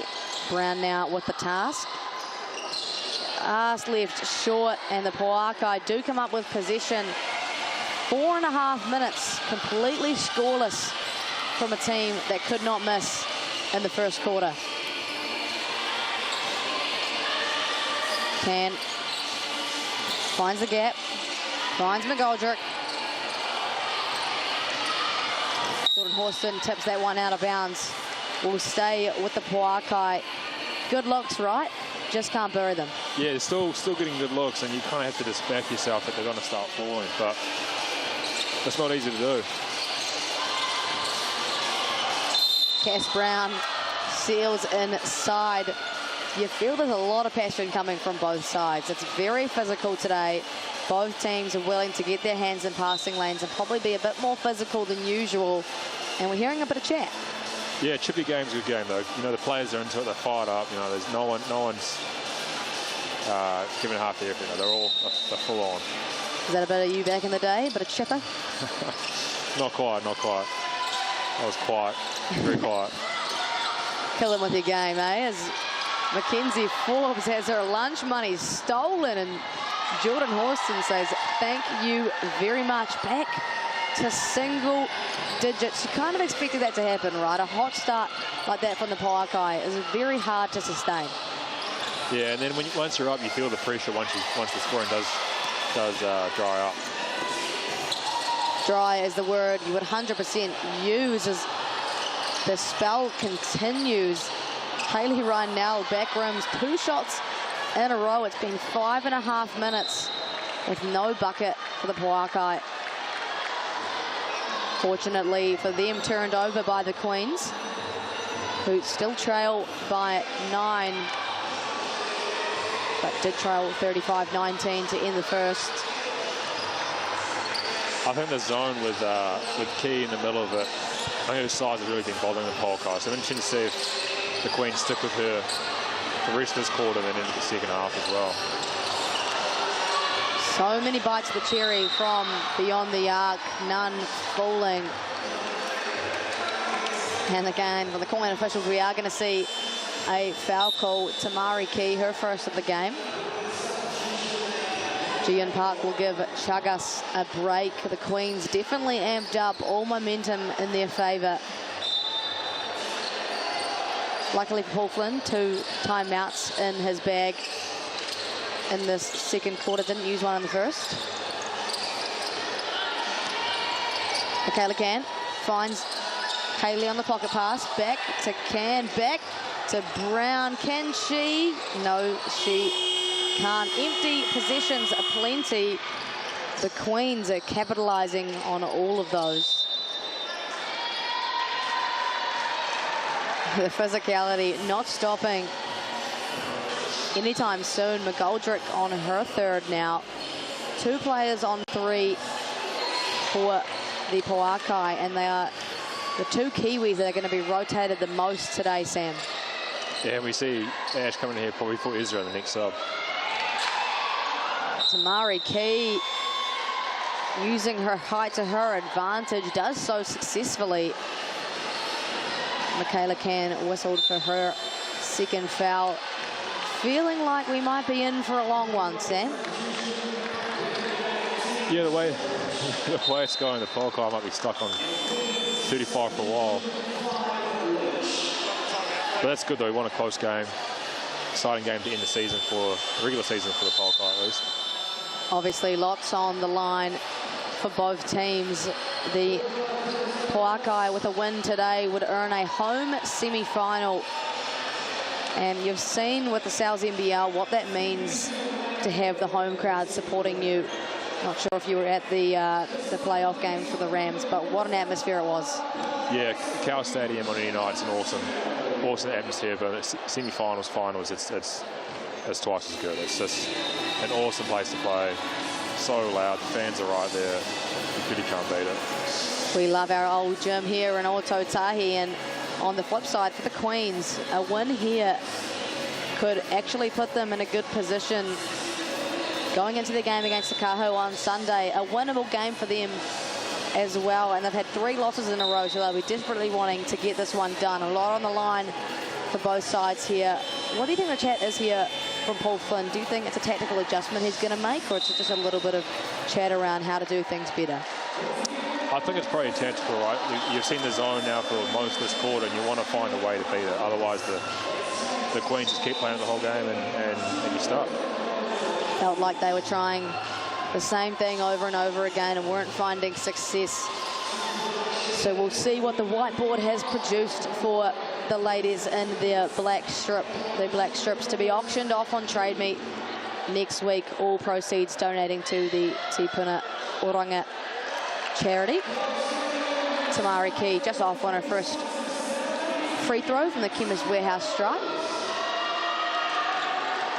And you can't bury the second. Loud fans here in the Cowles Stadium.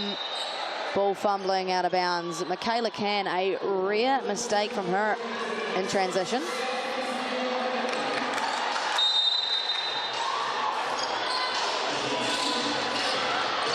And a nice little bucket there for Cassandra Brown. That is exactly what the Pouākai have been praying for the last 7 minutes, Sam.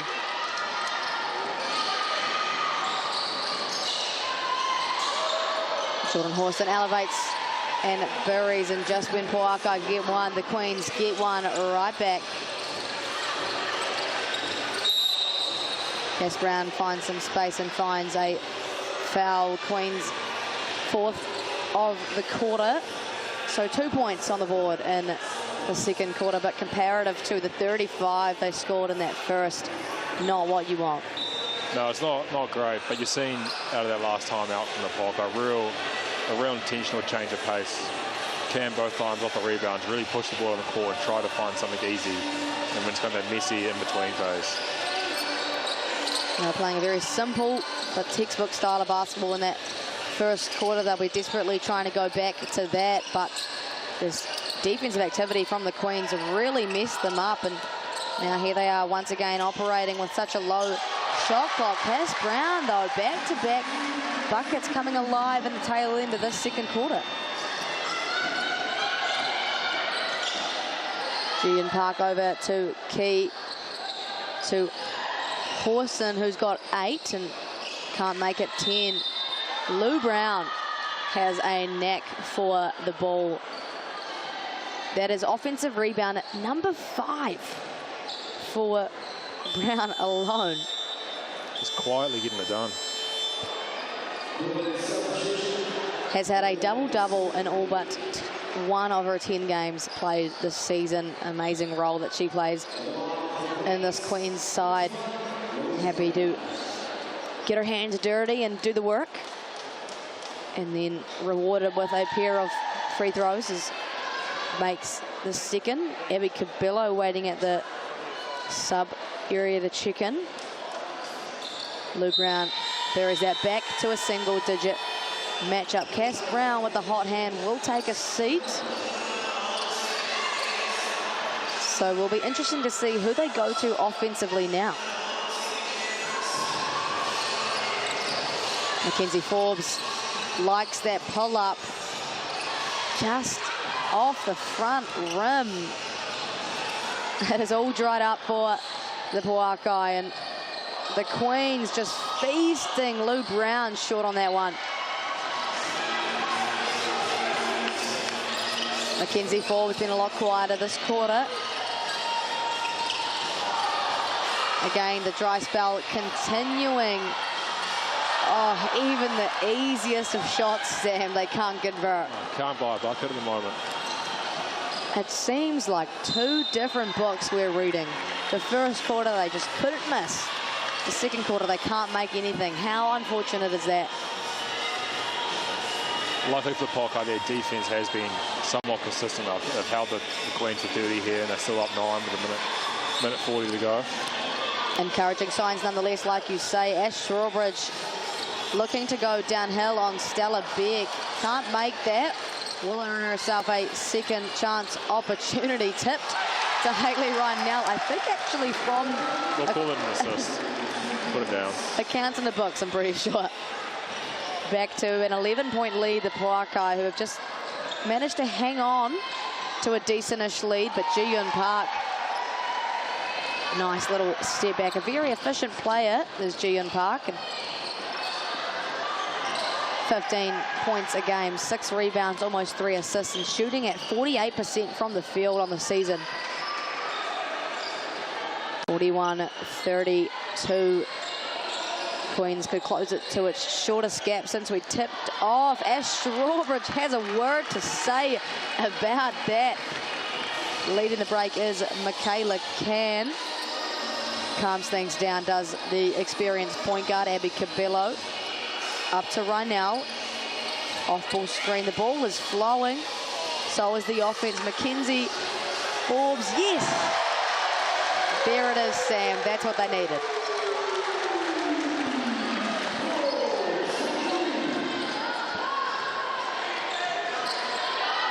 Ji-Yun Park ordering Stella Beck away. Finds a cross-court ball back to Jordan Horston. Beats Forbes off the dribble and draws the contact. What an athlete and what a scorer. And for the Pouākai, who finally found a kick-out three go through the bottom of the net, how discouraging is that to then give up an and one on the other end? You know, you breathe a sigh of relief that you finally get something to go on offense, but give up that foul and one. It's a good score. She gets a nice, it's an easy free throw, gets her rhythm going. It's not ideal before the half.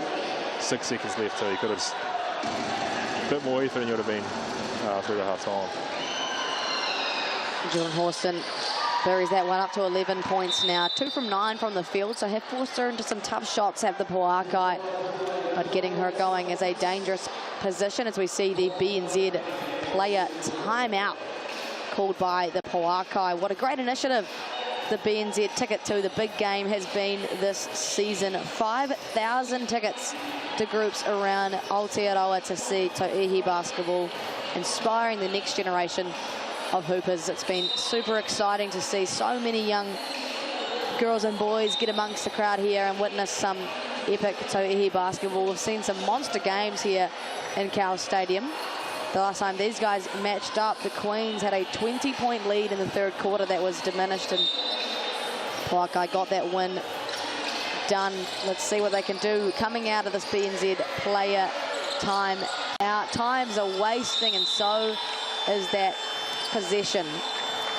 So after a monster start from the Pouākai, they only lead 44-35. A slow quarter from them and a great quarter from the Queens, Sam. Yeah, they both teams are probably thinking we got through it. The Queens got through that terrible first quarter. The Pouākai more or less got through that second quarter. And they're both Pouākai still in the lead, but it's somewhat of a clean slate in the second half. Big second half incoming. The Pouākai, a slim lead. Lots of Tauihi basketball still to watch. Take a quick break here on Sky, but don't go anywhere.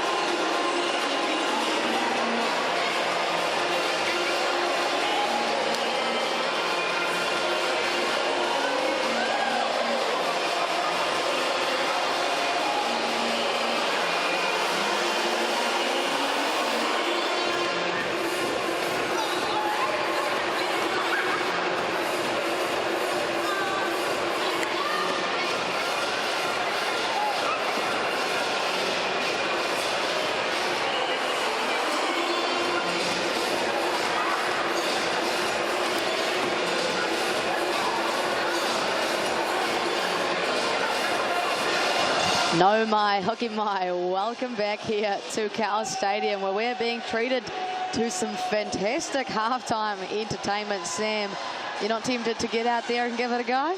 Yeah, if I wasn't behind the commentary, I'd definitely be out there enjoying it. Oh, such a shame. Your hands are tied. And what a first quarter of basketball. First half, I should say, sorry. It's been the Pouākai with a 44 to 35 point lead. The Cowles Stadium has loved it. Chemist Warehouse stats, of course. What have you made of it all? What have you noticed so far? What stands out to you, Sam? We're just looking at there right there, the Pouākai scoring spread. Everyone's had their turn of having a hot hand, right? But to Queens, you know, there's a couple good players that we've seen more of in the second half. Jordan Horston, of course, with 11 points. Big thing for me, Hayley Rynell, 10 rebounds within the first half and 20 minutes of basketball. Very impressive. Has played the full 20 minutes, of course, and Lou Brown, to no surprise, 8 rebounds herself. Michaela Can up to 4 assists, the point guard, and Hayley Rynell up to 3 as well. It's really been a team effort for both sides. Of course, Lou Brown, 2 blocks, and Michaela Can, the point guard, gets one herself as well. And steals a plenty. Turnovers seemingly an issue for the Pouākai. Stella Beck, the defensive menace, getting her hands in there. Someone we spoke about, Sam, being someone that does a little bit of everything and is always really active in passing lanes. Yeah, the Queens would just love to have Stella Beck back. You know, she's one of those players that just does everything right. Makes it easier for all her teammates on offense and defense. The Pouākai, as you can see, very focused on what Paul Flynn is saying, and with a monster first quarter for them with 35 points. They erupted 4 from 4 from the three-point line and severely slowed down in that second quarter. Took 7.5 minutes before they even got a point on the board.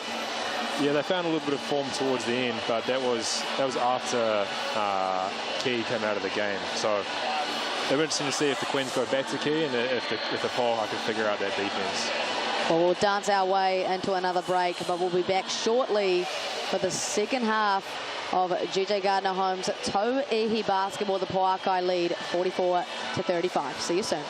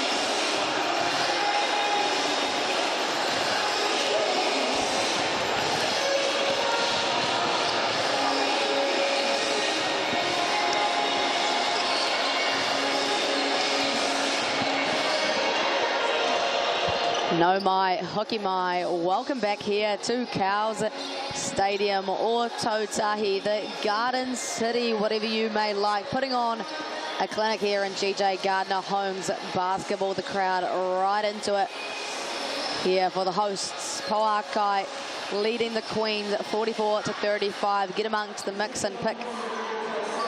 Voting still available. The Pouākai still holding the favourable 63% after a cold second quarter. Maya Williamson alongside Sam Smith. Talk to us about what you've seen so far, Sam. Yes, it was almost the tail two halves, but the tail two quarters there for both teams. The Pouākai came out super hot, couldn't miss. Everything was awesome, it was all fun, and then they didn't score for 7 minutes to start the second quarter. The Queens have kept ticking along, and they're still 9 points behind, and still got a real good chance to pull this one home. We've spoken about the importance of this game for both sides. The Pouākai playing for that #2 or possibly the #1 spot, and thus a home semi-final, which does all the favours in playoff basketball, and the Queens trying to get the highest placing they can, playing for the chance to then put it up to the fate of points percentage. You have some experience in professional basketball yourself, Sam, as the ex-Rams captain, dare I say. What does this kind of basketball mean, and what does this kind of pressure do to your strategy and how you feel, and kind of how you coming into the tail end of games like this? I think this is, you play the whole season for these games, right? These are the games that really have direct consequences. They actually mean something. And for the Pouākai, a chance to have another game here at Cowles, that's an awesome incentive. Likewise for the Queens, they have a chance to get their own semi-final. It's what you play for, right? For sure. I spoke to, obviously, Michaela Can and Aotearoa Leach prior to this game, and Aotearoa was saying there's a lot of pride in what the fans do for them, and they always have really good atmosphere in their game. So to play in front of that crowd can really boost them home, and conversely, same for Michaela Can, who claim they have the best fans in the country. So both teams a lot on the line, and you can tell in the way that they are fighting.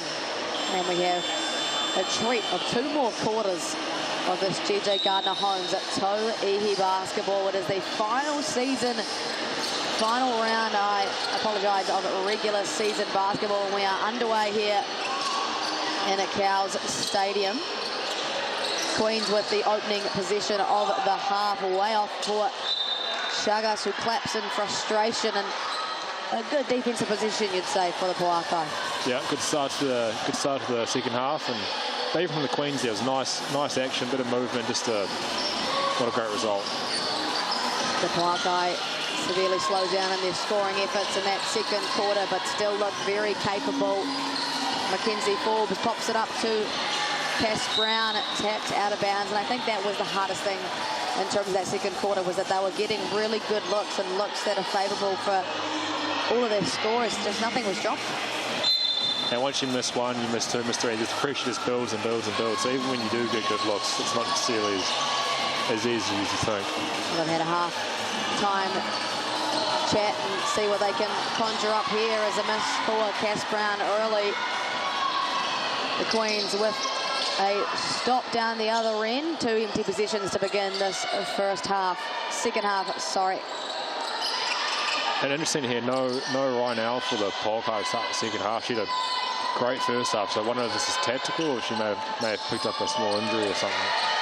Did play the full 20 minutes to begin today's matchup. Probably need her down the stretch more so than they do now. Even the Goldrick likes that spot, loves that fadeaway, but doesn't love the rim in that case. Still empty for both sides. Gia Park against the smaller Cabello, who gets her hands in the mix, and smart foul there from Cabello. Probably recognised that she was giving up a bucket that deep into the paint and just gives up a foul.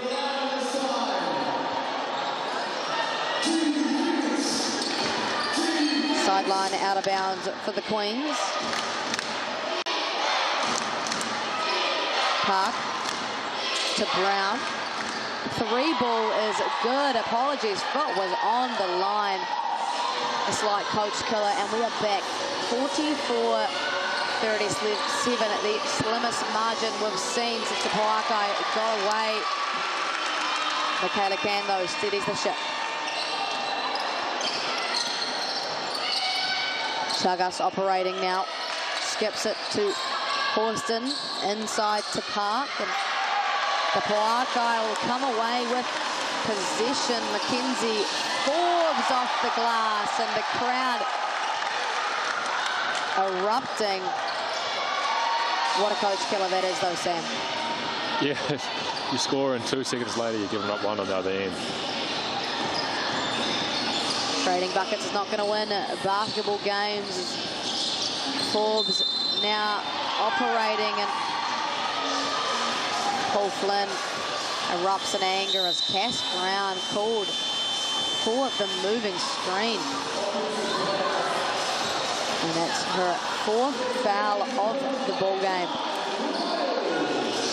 Fortunately, 2 still to give, but not what you want, right? A starter in that kind of position in this kind of game. Yeah, it just puts a little bit of doubt in your mind when you're playing defense now, right? You've got 18 minutes to go and only 2 fouls to play with. Back room for Horston, who has yet to score in this 3rd quarter. Cass Brown straight into the hands of Horston. Little no-look pass and a foul committed in transition. Stella Beck almost into our cameraman. Working hard down there. Oh, did get a little shake, unfortunately. Stella Beck, like we talked about, always putting in those hard yards, right? Always doing the dirty things that don't always come up on the stat sheet. And there she is, rewarded for her efforts at the Chemist Warehouse stripe. Short on that first one. And short on the second. She's all forward, right? It's pretty uncanny from Beck. And the crowd erupting for free pizza as well. Forbes handles the contact, finds a gap, and Park just gets in the way. Unfortunate timing, I think, for Park there, as Forbes took a pretty big hit. Needs a little bit of time to gather herself before heading to the Chemist Warehouse stripe. A big shout out to, of course, Sasha Forbes, a mama bear of Mackenzie Forbes. I know you're watching right now. You deserve some love. Shout out to all the mums who make the hoop dreams possible.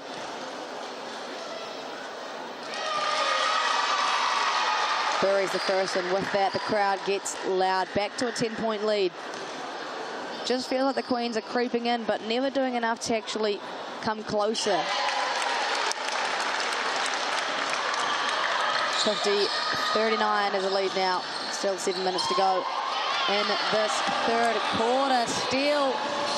Mackenzie Forbes can't complete. Good effort, though, from the Queens, right? You're giving up that turnover, but able to get back and contain the transition.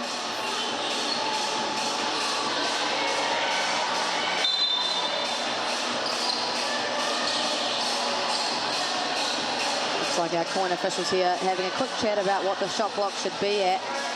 Pouākai almost got a 23-second possession just then. Bodies moving, and Queens forced to defend. Cass Brown, McGoldrick, and back the other way. The Queens so active, Sam.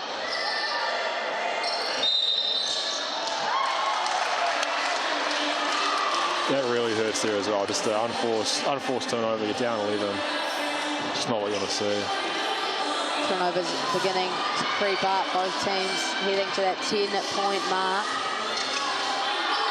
It is loud in Cowles Stadium. Both teams invested in today's matchup, and what a physical one it's been as Lou Brown picks up her 3rd foul.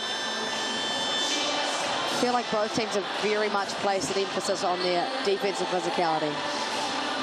Yeah, a lot of physicality, and then maybe a little bit of frustration from a couple players.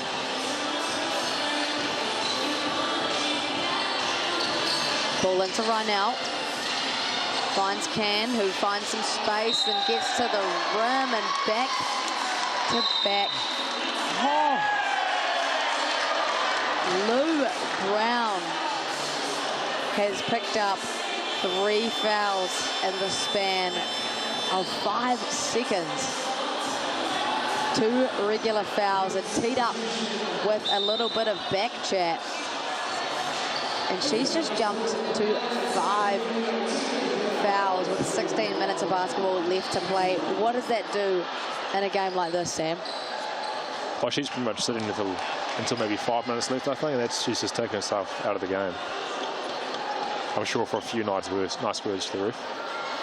Very friendly chat, yeah. I'm assuming was what was happening there as she leaves. Positive feedback. Always, there's always.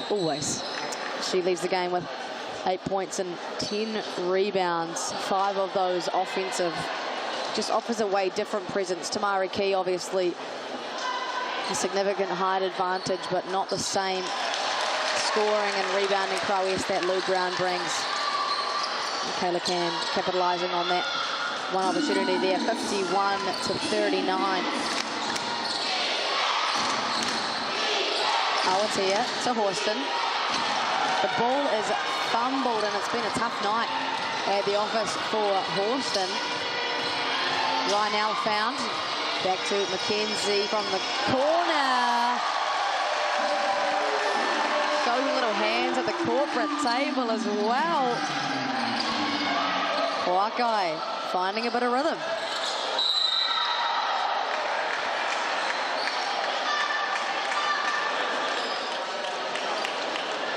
Up to 19 on the game. Mackenzie Forbes will see a foul go the other way again against Brown. She's on 5 fouls now. What a physical game it's been. Both teams getting a little bit overzealous with your contact. You kind of find there's a little bit of, head clash against both these teams, and that's where their foul trouble is coming from. Is Key going to work?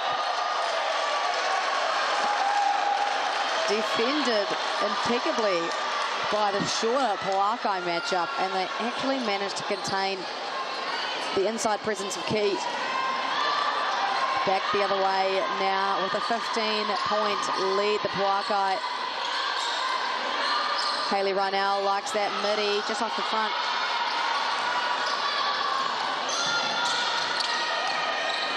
Gian Park leading the break for the Queens, uses her footwork back out to Stella Beck. Horston to Key. And that is textbook basketball. Ji-Yun Park just can't convert. An almost perfect position for the Queens, but if you're Tanya Tupu, you can't be unhappy with that kind of look, right? No, it's a great look. It's a kick out, extra pass, wide for 3 to a good shooter as well. Hayley Rynell, an open shooter herself. Give me that, the Pouākai will be saying, and just like that, the tune has changed once again. And tough break there for the Queens. That might have been a questionable screen from Forbes to get Rynell open there. But they get one back. It's almost fate offering them their possession right back, as Key will earn herself a trip to the Chemist Warehouse. Stripers going to play some valuable minutes here. As Key with Lou Brown sitting on 5 fouls. So there was that massive lead for the Pouākai at the beginning. There's been a bit of ebbs and flows, but back out to a pretty comfortable lead here, the Pouākai.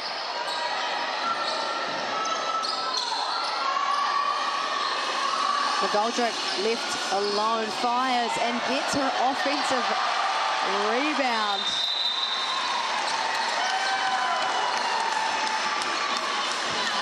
And you can hear that. The crowd is loving it. 59-41 forces Tanya Tupu into a timeout. Almost a 20-point lead. Just like that, the Pouākai finding their form a little bit, Sam. Yeah, just need that halftime break to kind of regather themselves and right back to it.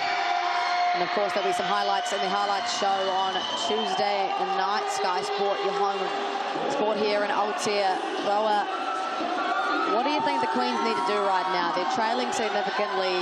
The crowd is well and truly behind the Pouākai, who found their feet a little bit offensively. Are you thinking maybe they go back to that zone? Are they changing what they're doing offensively?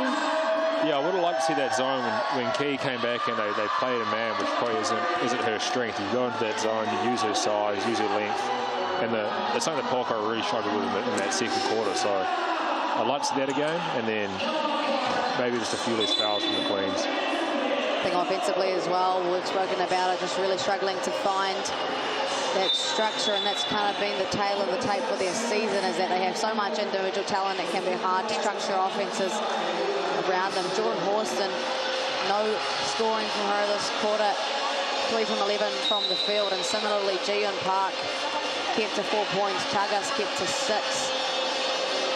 Lou Brown, who has been super impactful, is having to sit. And it's just that there's not many easy shots for the Queens at the moment. They need to find ways to generate open looks for their players. Not an open look, but you'll take it for Jordan Horston, and Paul Flynn having some positive feedback of his own about that call. Jordan Horston will take a trip to the Chemist Warehouse stripe. Just some chats from the coaching staff and the coin officials. Foul will go against, it was saying Ashley Strawbridge, but is actually going to go against Hayley Rynell, her third of today's matchup. Jordan Horston, perfect from the charity stripe so far. 7 from 7 she goes. Still trailing 16 of the Queens, and hey, we spoke it into existence. Here comes that 3-2 zone that messed the Pouākai up badly in that second quarter. Michaela Can off the front rim, and a successful outing coming out of that timeout, Sam.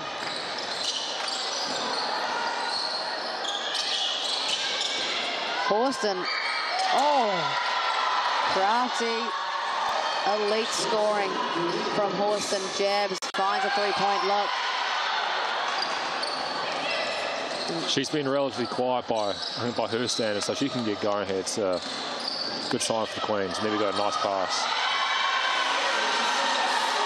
Little no-look dish for Horston. Up to 3 assists on the game, and there come the Queens once again, back within 11.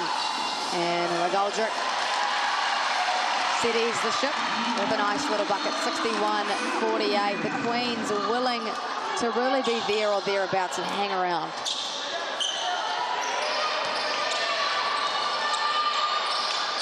Horston, Array, finds a look, well walled up there by Hayley Rynell. Pouākai feasting in transition. Little dump down pass. Hayley Rynell sells the Forbes assist. Tough feeling, right, when you throw a nice little dime, but yet the teammate can't complete it. Yeah, sure. I think Rynell would love to have that one back. Rather fortuitous, though, for the Queens, who have let a few go. For the Pouākai, now a chance to claw it back ever so slightly. As Jordan Horston, bit of a heat check watch for her. Bullies her way into the lane. Strawbridge can't believe it. Horston, though, really taking advantage of this offensive responsibility now in the third quarter, and that's 5 fouls for Ash Strawbridge. Paul Flynn's going to look down his bench, but the person who you'd think he would replace Strawbridge with is Brown, who's also on 5 fouls. What do you think the strategy is here, Sam? Do you... I suspect you'll just see Strawbridge played out here. It's a tough decision whether or not you trust someone new, as Abby Cabillo is going to come back into the ball game. And a little pick and roll action. Nice, easy bucket for the Pouākai. 13-point lead, not nullified by Ji-Yeon Park's 3. Tough on ball. Kenzie Forbes having no success behind the back, and that's a highlight play. Dizzle dazzle from Forbes.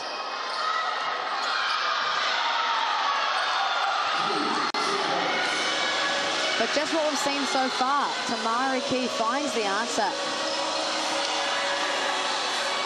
The Queens not willing to give up the deficit they once gave up. Jiyun Park finds Key over to Horston, who's been their best so far. Arguably a flop. No comment. We don't comment on the Queen officials here. In the commentary box, love all the work you do. Things are getting spicy here in Cowles Stadium, that's for sure. Ezra opts out of a layup. Actually, Strawbridge long on the three. The Queens trailing by 13. Threads the needle over to Chagas. Yes. All nylon for Chagas as they are back within 10. It's a seesaw display of basketball. Michaela Can toying and finds a cutting McGoldrick. Dying seconds of his third quarter here. Horston stops, pops, does not connect. The crowd is allowed in Cowles Stadium as the Mainland Pouākai leads 67-55. Do not miss the fourth quarter of action here at DJ Gardner Homes. Tauihi Basketball be back soon.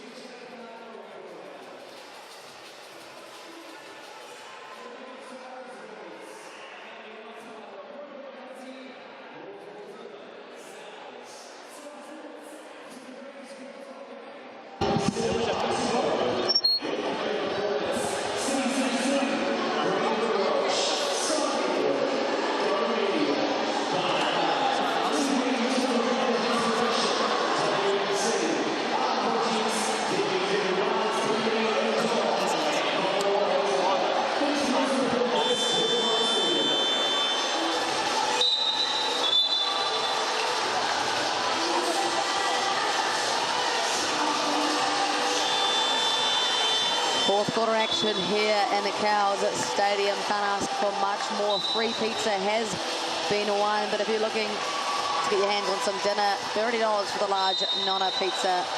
Looking tasty there on the screen. Scan that QR code, get amongst and put your feet up to watch a magnificent fourth quarter of basketball here. The Mainland Pouākai leading 67-55. Have been scanning the stats courtesy of Chemist Warehouse, our partner for this year's DJ Gardner Homes Tauihi League. And Sam, Stella Beck leading the mix and pick MVP vote, followed by Hayley Rynell. Scan the QR code to have your say.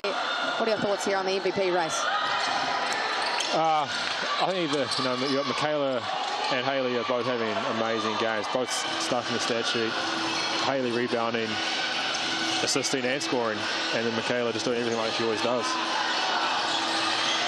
Ezra short on that one, but finds the offensive rebound again. Scan that QR code, have your say.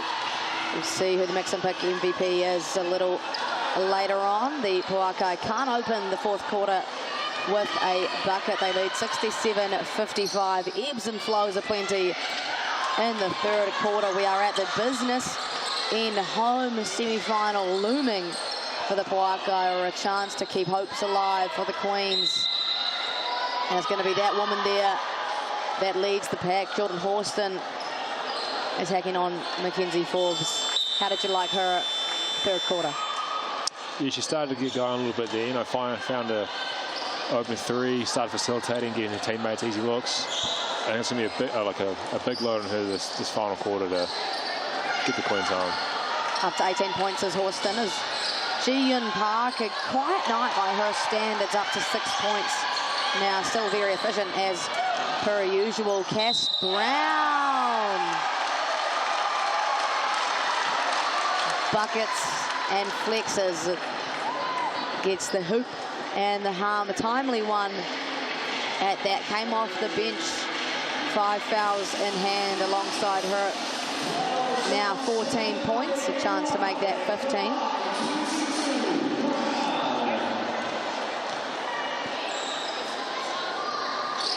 And there is that, the 91% free throw shooter. Leading 13 now are the Pouākai Queens, unable to get closer than 7 since the Pouākai flew out in that first quarter. Feels as though they really could be well within this game. Horston to Park. Can she get going in this fourth? Jacinta Beckley has to launch. Coach Killer, her own offensive rebound and a put-back bucket.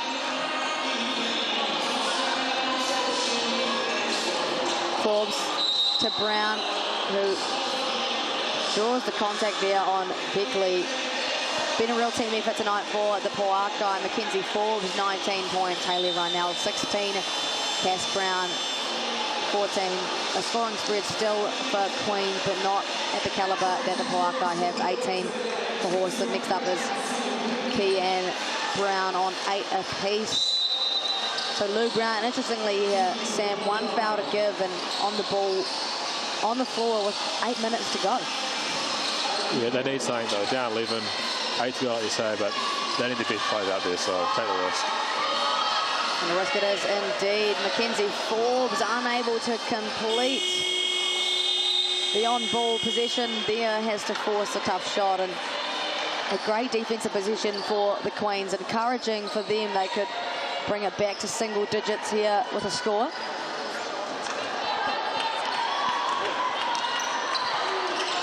Lou Brown leading the pack. Park surveys her options. Decides to go downhill, step back, a little hezzy. In her bag, you could say everything but.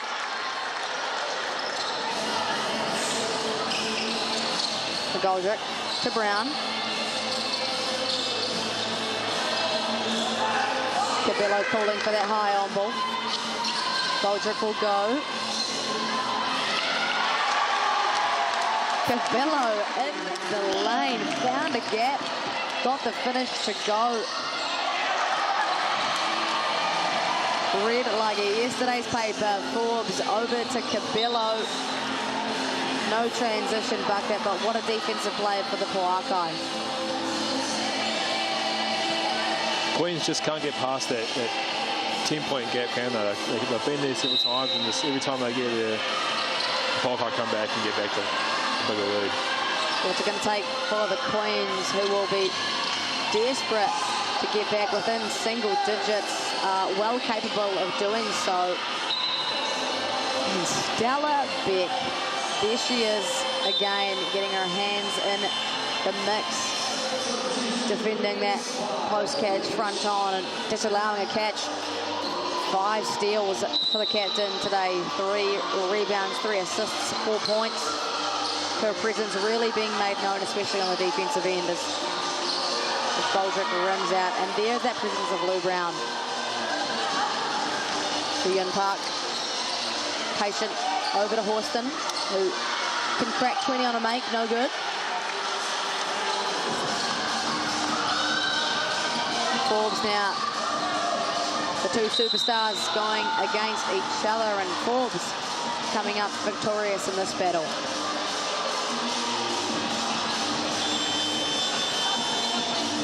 Interestingly, the first 3.5 minutes of this quarter being played without captain and point guard Michaela Can. Good point. There'll be some fresh legs to finish the game. See the Pouākai bench there. Only gone too deep into the bench with Ash Strawbridge and Abby Cabello.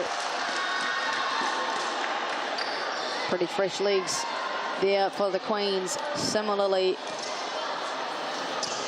going 4 deep though, just into Beckley and Lauren Hippolyte getting a few spot minutes. As Forbes clutch from the free throw line once again, 6 from 6. She's up to 21 on the night now. Queens, a great matchup for Mackenzie Forbes, a 26-point game and a 39-point game, and now 21 points already with 6.5 minutes still to play. Park rejects, stops, fires, forced, and leaves that one short. It's messy, it's a fight, and the jump ball as a result. Messy game today, Sam. I feel like there's been a lot of bodies and a lot of hands in a lot of places. Yeah, but it's been a physical game tonight. I like to say it, get it after it, get in the fight. We expected nothing less with a game with so much riding on it. Hawson can crack 20, has. You just feel as though she's really shouldering the offensive load. Someone else needs to step up if they want to creep back into this ball game. Ball reversal to Brown, who will pull way off to the left.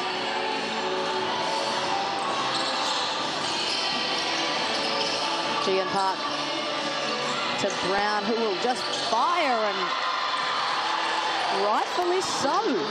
A massive 3. Lou Brown, a great injection. 74-64. Big possession there, Sam.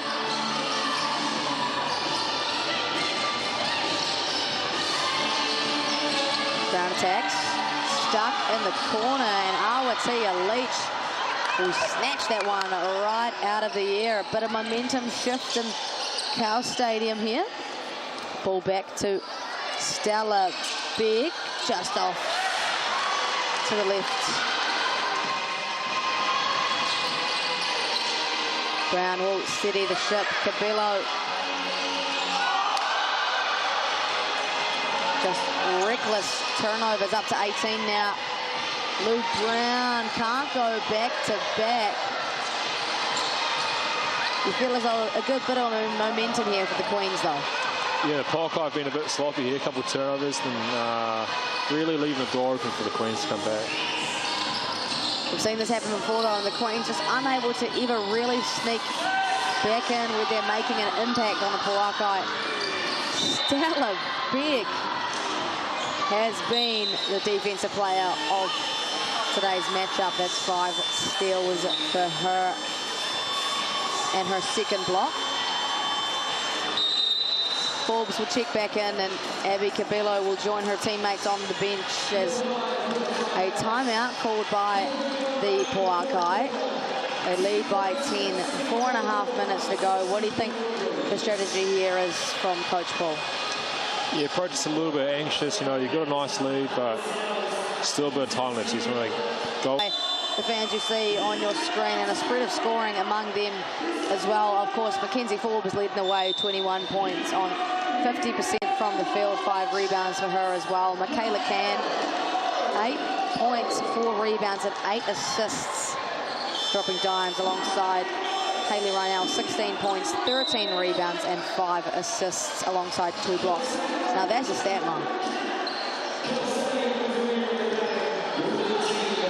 It's hard to lose a game when your best players are all playing so well at the same time. And not to mention 15 points added by Cassandra Brown as well. It's been a day of scoring for the Pouākai, and it's not stopping now as Ezra McGoldrick, who's chipped away quietly now, up to 11 points and 13 rebounds. So massive effort from her, more on the quiet end, but nevertheless impacting this Pouākai offense. Is Tiana Clark in the ball game now, familiar with this court as she set the league record for threes made in a game with 11 when she played for the Fry back in the inaugural Tauihi season.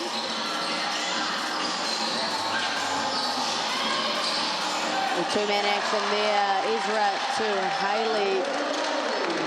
Pouākai on form coming out of that timeout, Sam. Yeah, making Paul Flynn a happy man. Back-to-back buckets. And a steal to go with it. It's all about executing down the stretch here in the business end of Gigi Gardner-Holmes at Tauihi Basketball. A goal trick off the cross screen from Can. She's liking this matchup with Tiana Clark. Over to Ryan now, loves the mid-range. Offensive rebound. Number 18 for the Pouākai. Forbes will pull. And Can doing the dirty work. Forbes gets the roll. Michaela Cannon, uncanny. See what I did there? Knack for the ball on those offensive rebounds. But there she is, your mix and pick game MVP leader, Stella Beck, putting in the work on that offensive glass. See her at the top, 38%. Similarly, 12 and 12 for both Park and Horston. Horston with 20 points of her own. A couple rebounds and assists to pair with that. Stella Beck buries home a free throw. Surprisingly, her first of the night. 1 from 5 for Stella Beck from the Chemist Warehouse stripe.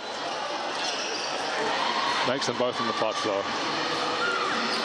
Real veteran status right there. Is still a 15-point deficit for the Pouākai, who have led for the majority of today. Bully ball in place. Ezra floats that one up and in. 82-66.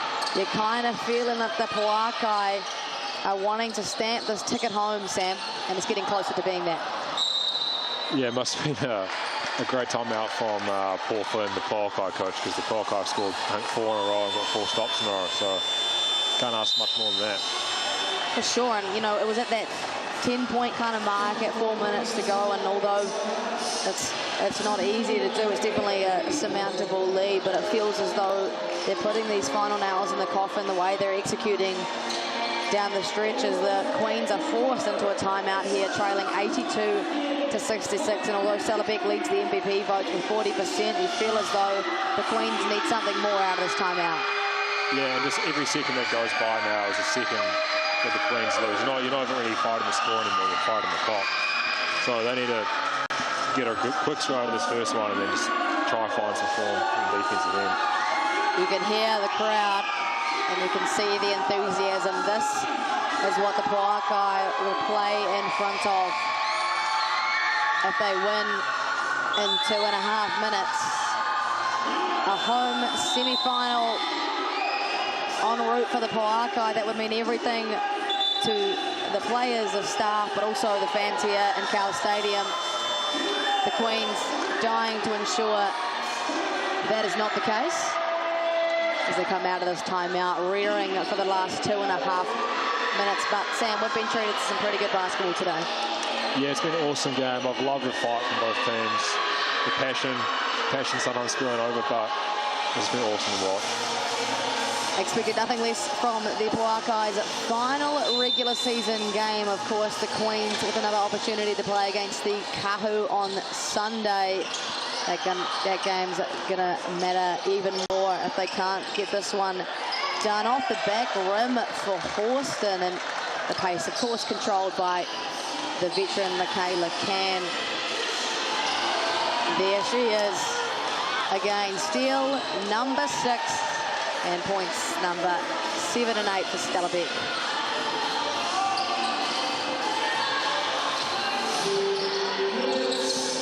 Michaela Can finds Forbes, two-man action, and defended physically. Jordan Horston will take the steal and 2 extra points. It's only 12, 2 minutes to go. Doable, Sam. Definitely doable now. It's two good possessions there from the Queens. Stranger things have certainly happened in these walls. The ball fumbling plenty as Forbes controls the pace, looks to dance. Would have been huge. An uncanny rebound once again. Michaela Can. Dying seconds, finds a cutting. Forbes is fouled. Forbes doing a really good job being active off the ball. Can, of course, looking. We'll see that Horston steal once again. That blitz off the on ball resulting in an easy transition look. Kind of makes you think that could be a strategy that could have come a little bit early in the game to rectify this deficit that the Queens have been battling. We said multiple times that after they came back and cleared that deficit a little bit, it just feels like they really hung around that 10-point mark. Weren't able to really make an impact on the score. Yeah, I haven't really seen much of a kind of change in approach in the fourth quarter either. You know, like you mentioned, the aggressive show off the on ball. There hasn't been really any of that. 14-point lead. We're heading to the sub-1 minute mark, and the Queens, no offensive execution. It kind of feels as though the Pouākai will book their ticket to a home semi-final here. Forbes will use this high on ball, let the time run, and likes that matchup against Horston. 3 seconds on the clock, dropped, goes Park and buries it. Does Ryan Nell. A wry smile on the face of Ryan Nell, who puts the lead back to 16. For the first time today, we're going to see Vitalia Tuolave. And what's the atmosphere like in here right now, Sam? Do you want to speak to it? No, it's awesome. The crowd's happy, everyone's excited. They know the Pouākai coming back in next week, so smiles are around. Must have been some kind of technical foul as Vitalia Tuolave, sorry, will go to the line for a free throw. It feels as though no one really knows what just happened. Vitalia Tuolave, a lot of love for the youngster, the 20-year-old, had her first professional season, getting cheers all around, and it's good vibes here in Cowles Stadium as the hosts have hung on to a lead for the majority of today. 17 points, 30 seconds on the clock. You can be pretty confident in your position. Could be Queens' last possession here, turned over. Messi wrap it back to the Queens. Over to Hippolyte. Points differential still really important for the Queens, doing all they can.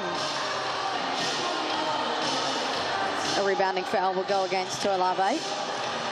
Good to see both teams still battling it out till that last buzzer, Sam. Yeah, there's no one dribbling out at the top of the key. Everyone's really fighting for the last point. Queens could hold for one, or similarly could go for a quick bucket here. Hippolyte to Clark. Finds a step back, gets behind the arc. That's everything but 6 seconds on the clock. Forbes knows she doesn't need to shoot it. And that's all she wrote.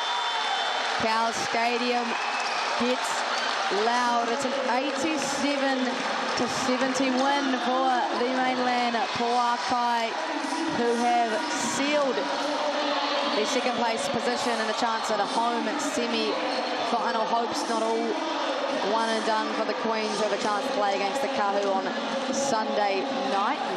Will still be in semi-final basketball. Who they play is still up in the air. Sam, how have you enjoyed today's experience? What are some of your key takeaways here? I think just the offensive flow and efficiency from the Pouākai. We talked about in the first quarter, it's been a sustainable offense, and we saw that. They had a bit of a rough spell there in the second, but they found it again in the third and the fourth, and just keep it going the whole game. Salabek is your mix and pick game MVP. Offensively, the 8 points But 5 rebounds, 4 assists, 6 steals, and 2 blocks. That was an excellent defensive effort from Stella Beck. As we go over to some of the Chemist Warehouse stats, how good was Mackenzie Forbes and Hayley Rynell today? Yeah, you talked about it all game, right? Mackenzie Forbes just loves playing the Queens. Yeah, absolutely. She's had some big games. This is her littlest game with 25 points.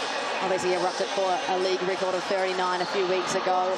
How about the rebounding efforts as well? Hayley Rynell and McGoldrick leading the category in that sense. Lou Brown probably would have had some more, but spent a lot of time on the bench with the 5 fouls early in the third quarter. Michaela Can, the distributor, 9 assists. What did you like from her tonight? Michaela Can, they say this every game. She's everywhere. She does all the little things. Must be an awesome player to play with. Assists, playing defense, scores it. Awesome performance. Can't ask for much more from Michaela Can. Hayley Rynell sneaking in there as well with 5 assists and a couple of blocks as well. Stella Beck and, of course, Lou Brown. No Jordan Horston, who's actually second in the league in blocks. Hayley Rynell had a couple of pieces in there as well. Steals, 6 for Stella Beck, like we spoke about. Notably 4 for Jordan Horston, who was very active in those passing lanes. 3 for Aotearoa Leach, and a nice spread among the Pouākai as well. The Hoiho take on the Whai tomorrow. Rapid League starting at 4 p.m. Doesn't matter for the Hoiho in terms of their placing, but the Whai could sneak into a 3rd position. And the Queens, this is the one that matters. They play the Kahu on Sunday in Whangarei, and it's a must-win game for them. Otherwise, the Kahu will seal and deal that #1 position. Sam, your quick thoughts before we wrap up here in Cowles Stadium? You know, 5 on the trot for the Pouākai. Awesome way to finish the season. Find some form, and they get to come back and do all game next week at home. Just awesome stuff. Love to see it. Jude Gardner-Holmes basketball. There is Dallas Can. Stoked to see that the Pouākai have taken the win, 87-70. Thank you for being with us today. We're back next week in Cowles Stadium for semi-final action. See you again.